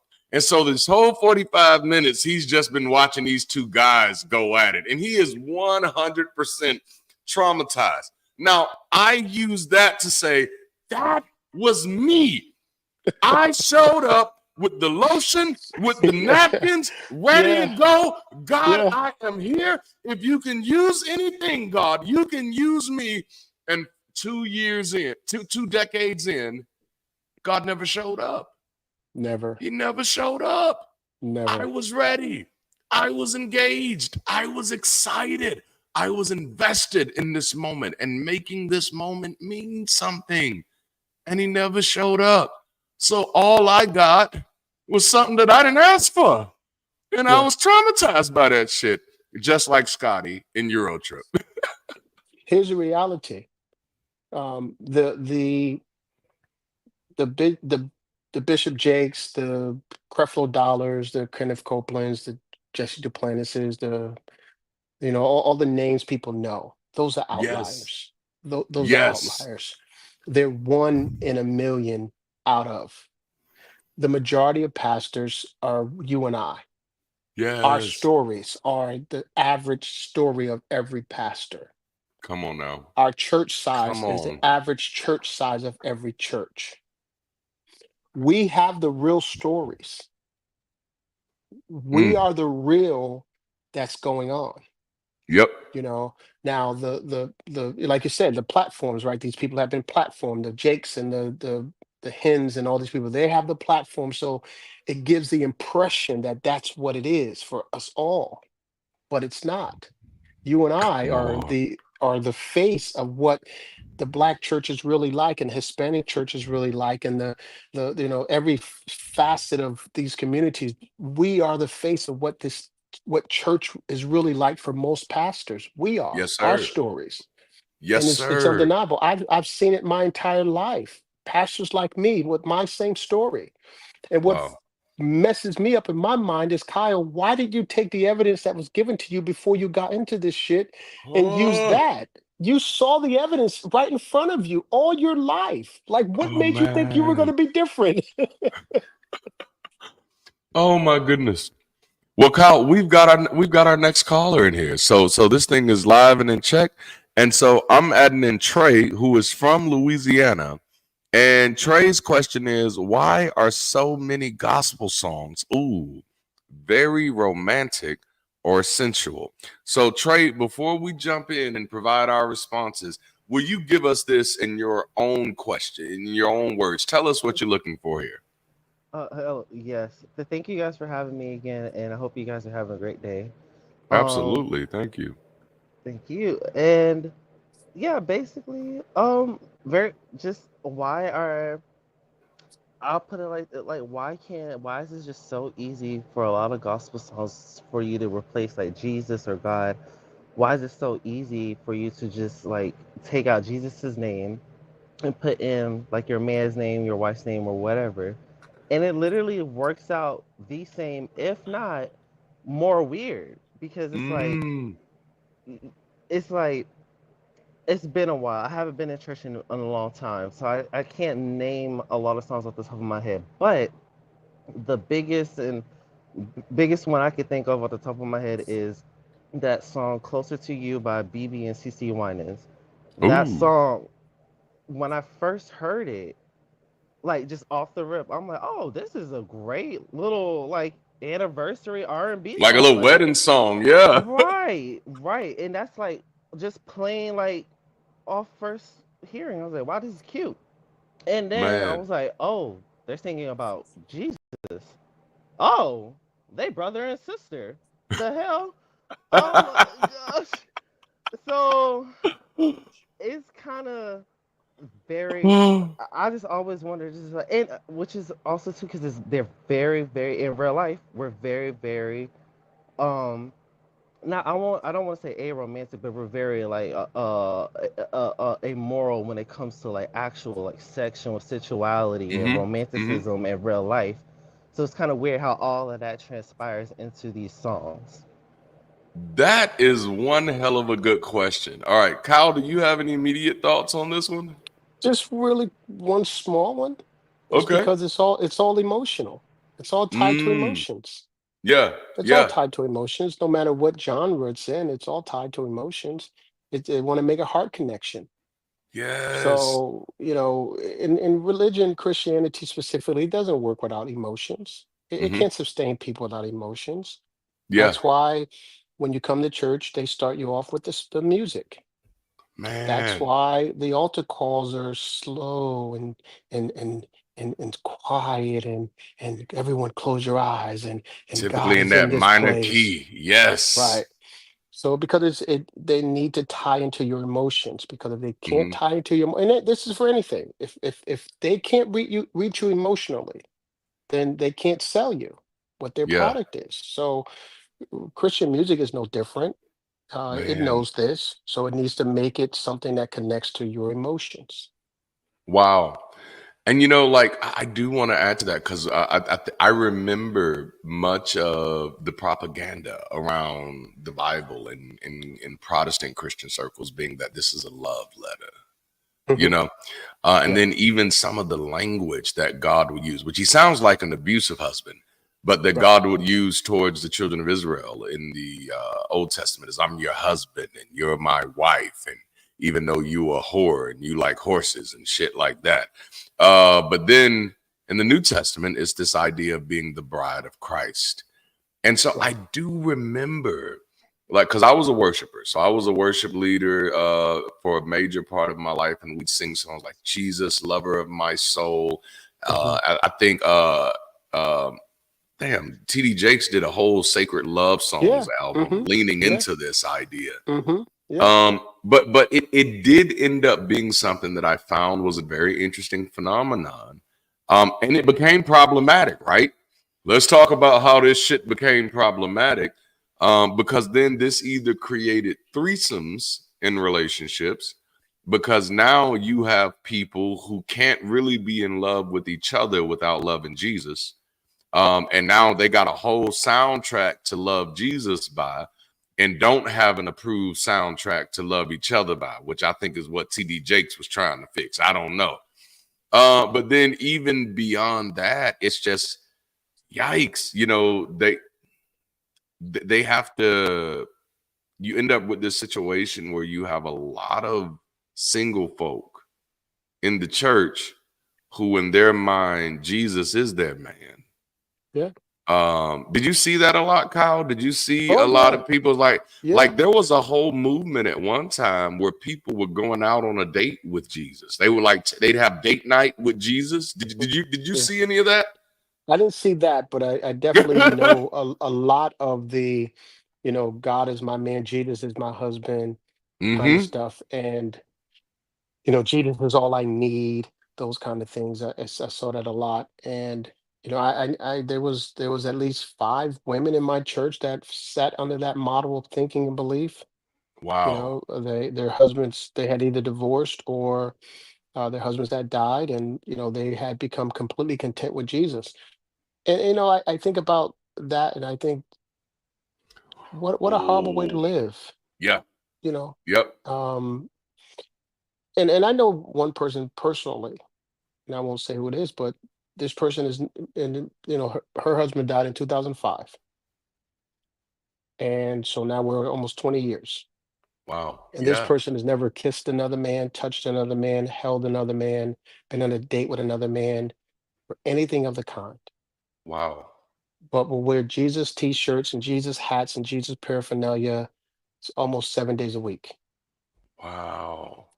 And you can say what you want, but we're not Mhm. designed to be that way. Yep. Yep. Not at all. I'm gonna bring this question right back to you, Trey, in a moment, but I wanted to highlight also. I wonder if this has anything to do with like father issues, right? Because you have God presented as the prime father as well as being an absent father, and then you have Jesus kind of showing up in his stead, and there is this attachment, especially in a lot of challenged communities, where the father role is supposed to be the role that is exemplary of what is a lover, of what is a provider, of what is a protector. And so that because Jesus is both son and father, people feel kind of compelled to see him as both. And again, the scriptures kind of portray him that way, as both Lord and lover, which is Mhm. very weird, might I say. Yeah. But I know we shared a lot on that, Trey. Was there anything else you wanted to hit on that? We have another caller jumping up, but I don't want to rush you off. Oh, no, no, no. You guys are very fine, very eye-opening stuff, and I'll make this comment very quick. Yeah. Um, and both of what you guys picked up on, especially what you said, Kyle, about the sensuality, and especially what Mhm. you said, Durante, about basically just the longing, the connection aspect of it. And I Yeah. kind of just want to quickly insert this too, because it picks up on something that my cousin said. So I'm gay and my cousin's gay. Okay. And so I'm out of it. He's in it. Yeah. We were raised in the same church. Basically, what I'm trying to say is I've always, because I asked him, I was like, hey, what is it about Jesus, God, this religion that really like keeps you into it? Like, the verses, we all know all of that stuff. And then he said, basically, what both of you guys are surmounting, he was like, well, I just feel love. I feel all this Mm. encompassing um acceptance, and I Ooh. feel a lot better. And and I'm just looking at him, I'm like, well, what you guys are saying makes so much sense, especially what you said too, Durante, about the absent fathers Yep. and just absent love, period. We'll just say Yep. that, because I think it's easier for a lot of people to tether in their love and their expectations into a figment that'll never truly let them down. Honestly, like, you can't Oh yeah. be let down, be less disappointed in something that doesn't exist. And when, like how you pick up on your earlier videos, like basically the confirmation biases, we count all the yeses and none of the Yep. nos. But Yep. as a gay man in Christianity, when you're feeling Wow. all of these ethereal and great feelings, especially compacted with the songs, Yes, the sir. sensuality and the primings, then of course emotionally you're going to be more tethered into seeing this character as a source of love to continue in this like religion. Absolutely. I think that's what I'm getting, and it works out a lot, and especially with a lot of single women and Mm-hmm. a lot of gay men. That's Yeah. why you have what's that dude's name? Oh my God, very deep voice. He was on Sunday's Best. Donnie Ooh. McClurkin, Oh, Clarkin, Donnie. Yeah. Yeah, Donnie Donnie. McClurkin. Yeah. Donnie. Yes, Oh, Yeah. Donnie. We and fall Ty. down. Yes, Yes. yes, Great and is the your Thai tribute mercy. guy. All of Yes. them. There's a lot of openly. Well, I don't know about Thai tribute, but there Yeah. are a lot of gay men who are very, that's their message. That's their Yep. message. God is love. We're we're fallen. We need God's love. Wow. Yeah. Man. Well, listen, Trey, I appreciate that. I'm gonna drop you backstage so we can get ready for the next caller. But you just said something absolutely profound, and that's something that I wish I even would have thought about when you first posed the question. And that is that these songs are written that way to overcompensate for a love that isn't real. Yeah. These songs are written for the same reason that a man who has no capacity to be a better man consistently writes love letters, Mm-hmm. because he can't actually show up and be the person that he needs to be. And so we write these songs, whether it's Fred Hammond writing them, Kirk Franklin writing them. We write these songs to overcompensate for the fact that we know that God isn't going to show up and make people feel loved. So, and honestly, I've said this quite a bit about when it comes to our musicians and artists in the gospel industry, that many of them know they're not making this music for God. They know Yeah. that. They Absolutely. know that. You know what I'm Absolutely. saying? Absolutely. Absolutely. Man. Absolutely. Absolutely. It's not a real thought for them. That's something they've moved beyond. They're trying to help people cope, Yeah. trying to help people find a way to deal with life. And they're doing it, of course, with their limited mindset. Like I'll be honest with you, music is my pet peeve. We're getting ready for one more call, and so as soon as we jump them in, we'll take that one. But one of my pet peeves was often the words that we used in music, and like even Yeah. Kirk Franklin, one of his top Yeah. songs, and it's a dope one. I'm not gonna lie, the beat is dope, but it's I don't want to love nobody but you. Like those are the Mm-hmm. words. I don't Yeah. want to love nobody but you. Like that ain't even biblical. I don't know where he's pulling this shit from. I don't want Yeah. to love nobody but you. Those are the whole words to this. Like that. Like that's the Yeah. thing. And then Yeah. I'm wondering, like, that used to bother me because, again, I told you all, I was a worship leader. I Mm-hmm. had to start wrestling with these words that we were leading people to sing to Yeah. themselves. Yeah. You know? Towards the end of my getting more liberated from the program dogma, I would I would have my worship leader bring me the songs beforehand, not to Yes. control, but Mm-hmm. because I didn't want the words in some of these songs to derail where we were trying to go with Yep. this liberated mindset. So these songs with suffering and going through and the devil this and the devil that and I'm nothing and all that stuff. No, we don't want that Yes. song anymore. Or Nope. I would tell her, Change the word, put a Yep. different word in there. Use this word, That's use that it. word, do something like that. Because these songs are so hypnotic and they Yes. go so deep into our programming. Man. And I remember how many times in those early years and those suffering years and struggling years, which were probably all of them, how many Right. years when we were going through something where we search out a Fred Hammond song, Come on, man. that would make us cry, and so we can feel the pain of the song while we're going through what we're going through, and we think that was comforting and ministry to us, but really it was just something to find reason to continue in the pain. Oh my goodness. That was a major thing for me one day, realizing that there were things that I had attributed to as healing, as Yeah. this is healing, this is life giving.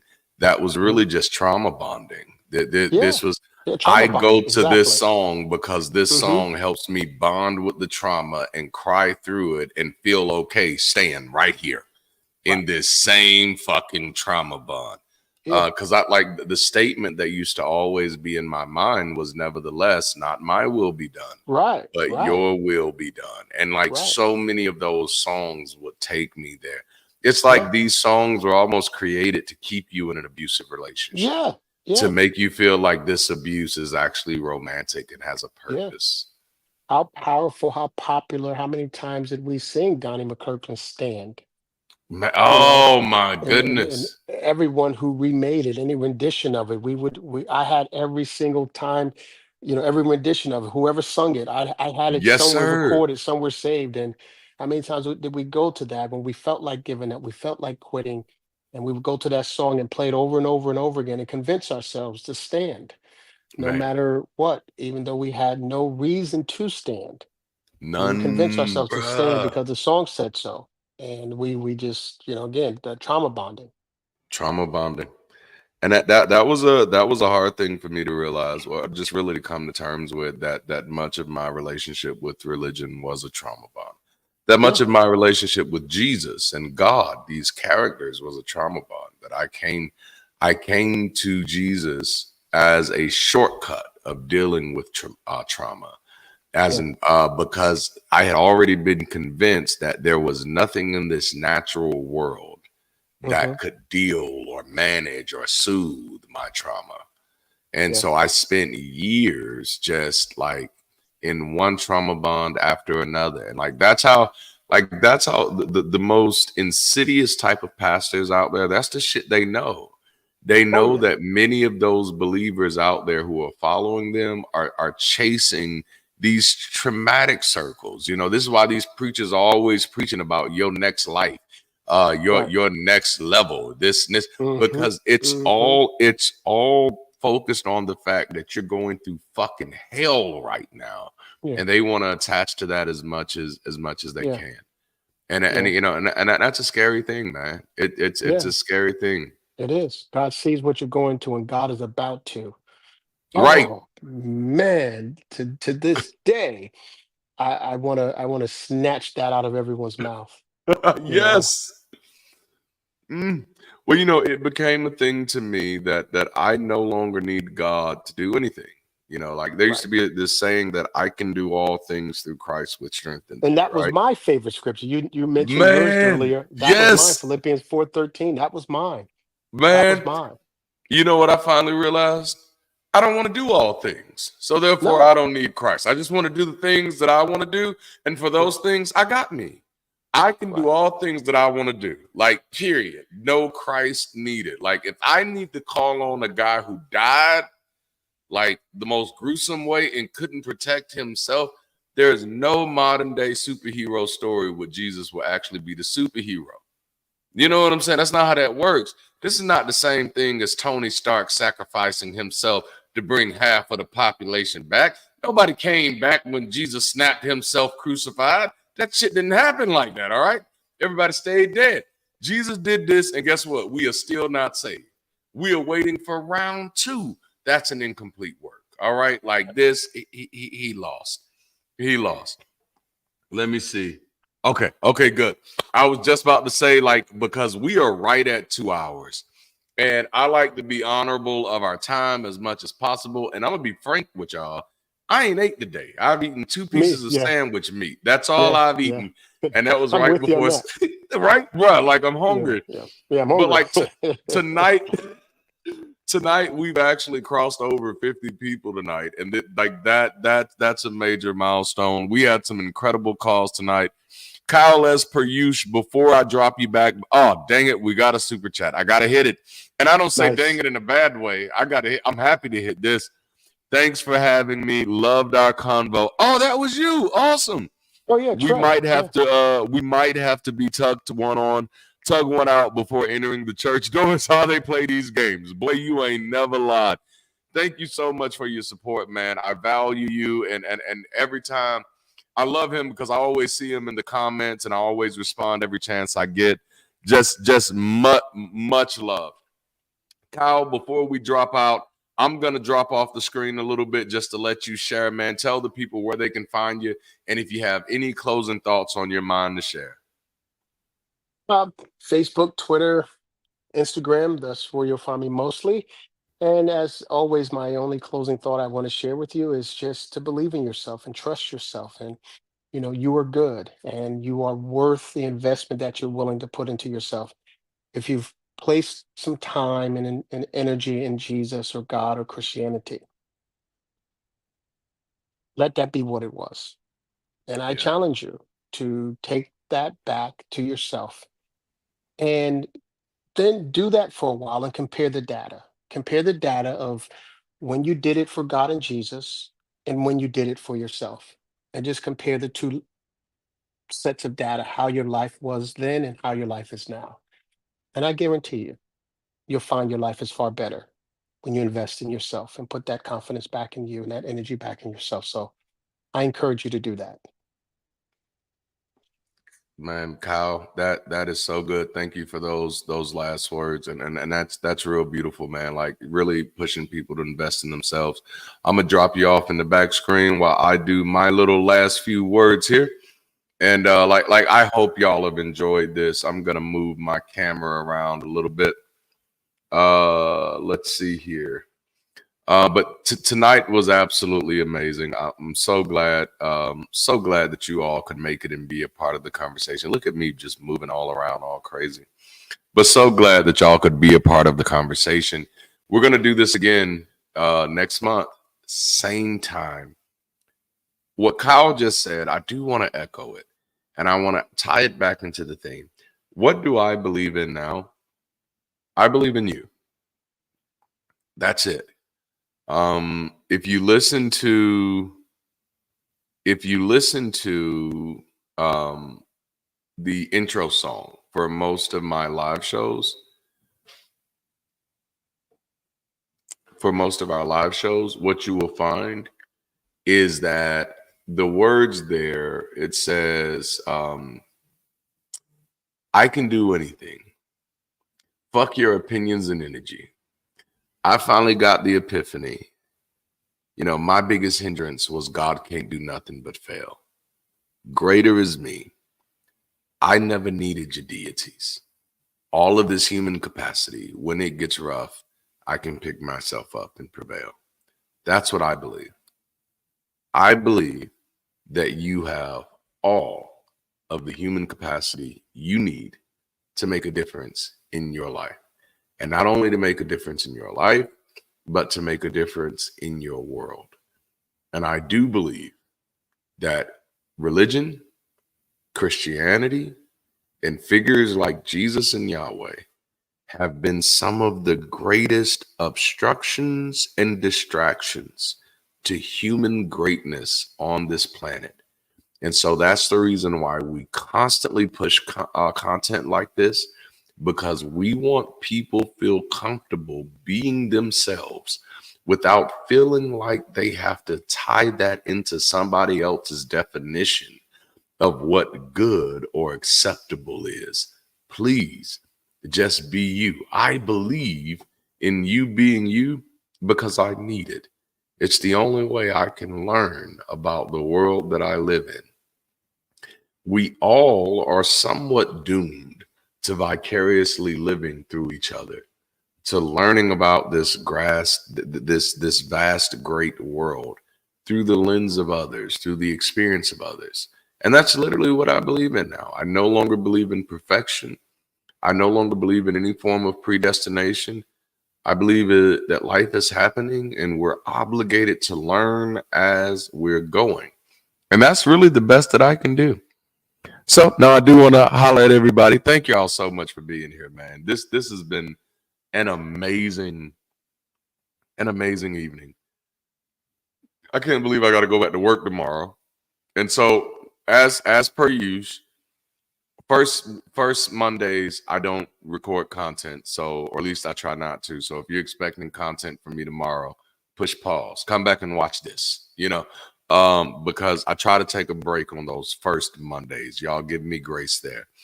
But please share this with anybody who you think will need this. Let's not be passive about, okay, let me go ahead and get up in my pulpit right here. Let's not be passive about the work that we're doing here. All right. If you know anybody that you know is seriously struggling and could benefit from this type of safety of conversation, please put it in their inbox. Send it to their text message. Send it to their email. Don't let them be out there struggling by themselves. If you know anybody who could benefit from this, share it to them and let them know. We didn't get to our last caller tonight. Man, I want you to know I was really looking forward to it, but please make sure to call back to get back in next month, and we love to have you in. I think that's all I have for tonight. Other than everybody who's still on, let us know where you're watching from. We're building a map, and wherever you are, we're going to find you, and we're going to build community in real life there, because that's the goal. The goal is not just to build something around us where people come watch. That's not the goal. The goal is to build a catalyst for community that stretches out and builds local hubs so that we can actually make real differences and solve real problems. All right. All right. So that's all I have. Make sure you like the video, subscribe to the channel, hit that alert notification button. Consider joining, connecting, or supporting this community. Channel our content in any way that makes sense for you. And last but not least, check out the merch and the books, because we have some of the dopest stuff out there. I think that's everything I have for you all. I love you all. I appreciate you so much. Until next time, keep rising, be the bridge, stay progressive, and if you can, only if you can, stay beautiful. We'll holler at y'all later. Hopefully we'll see y'all next weekend. And let me see. Maybe I need to push the closing out. I don't know. Somebody let me know. Do I need to run that back? Oh, we have credits. So make sure you check out the credits to learn about how many people actually play a part in making this happen. And they're going to play now.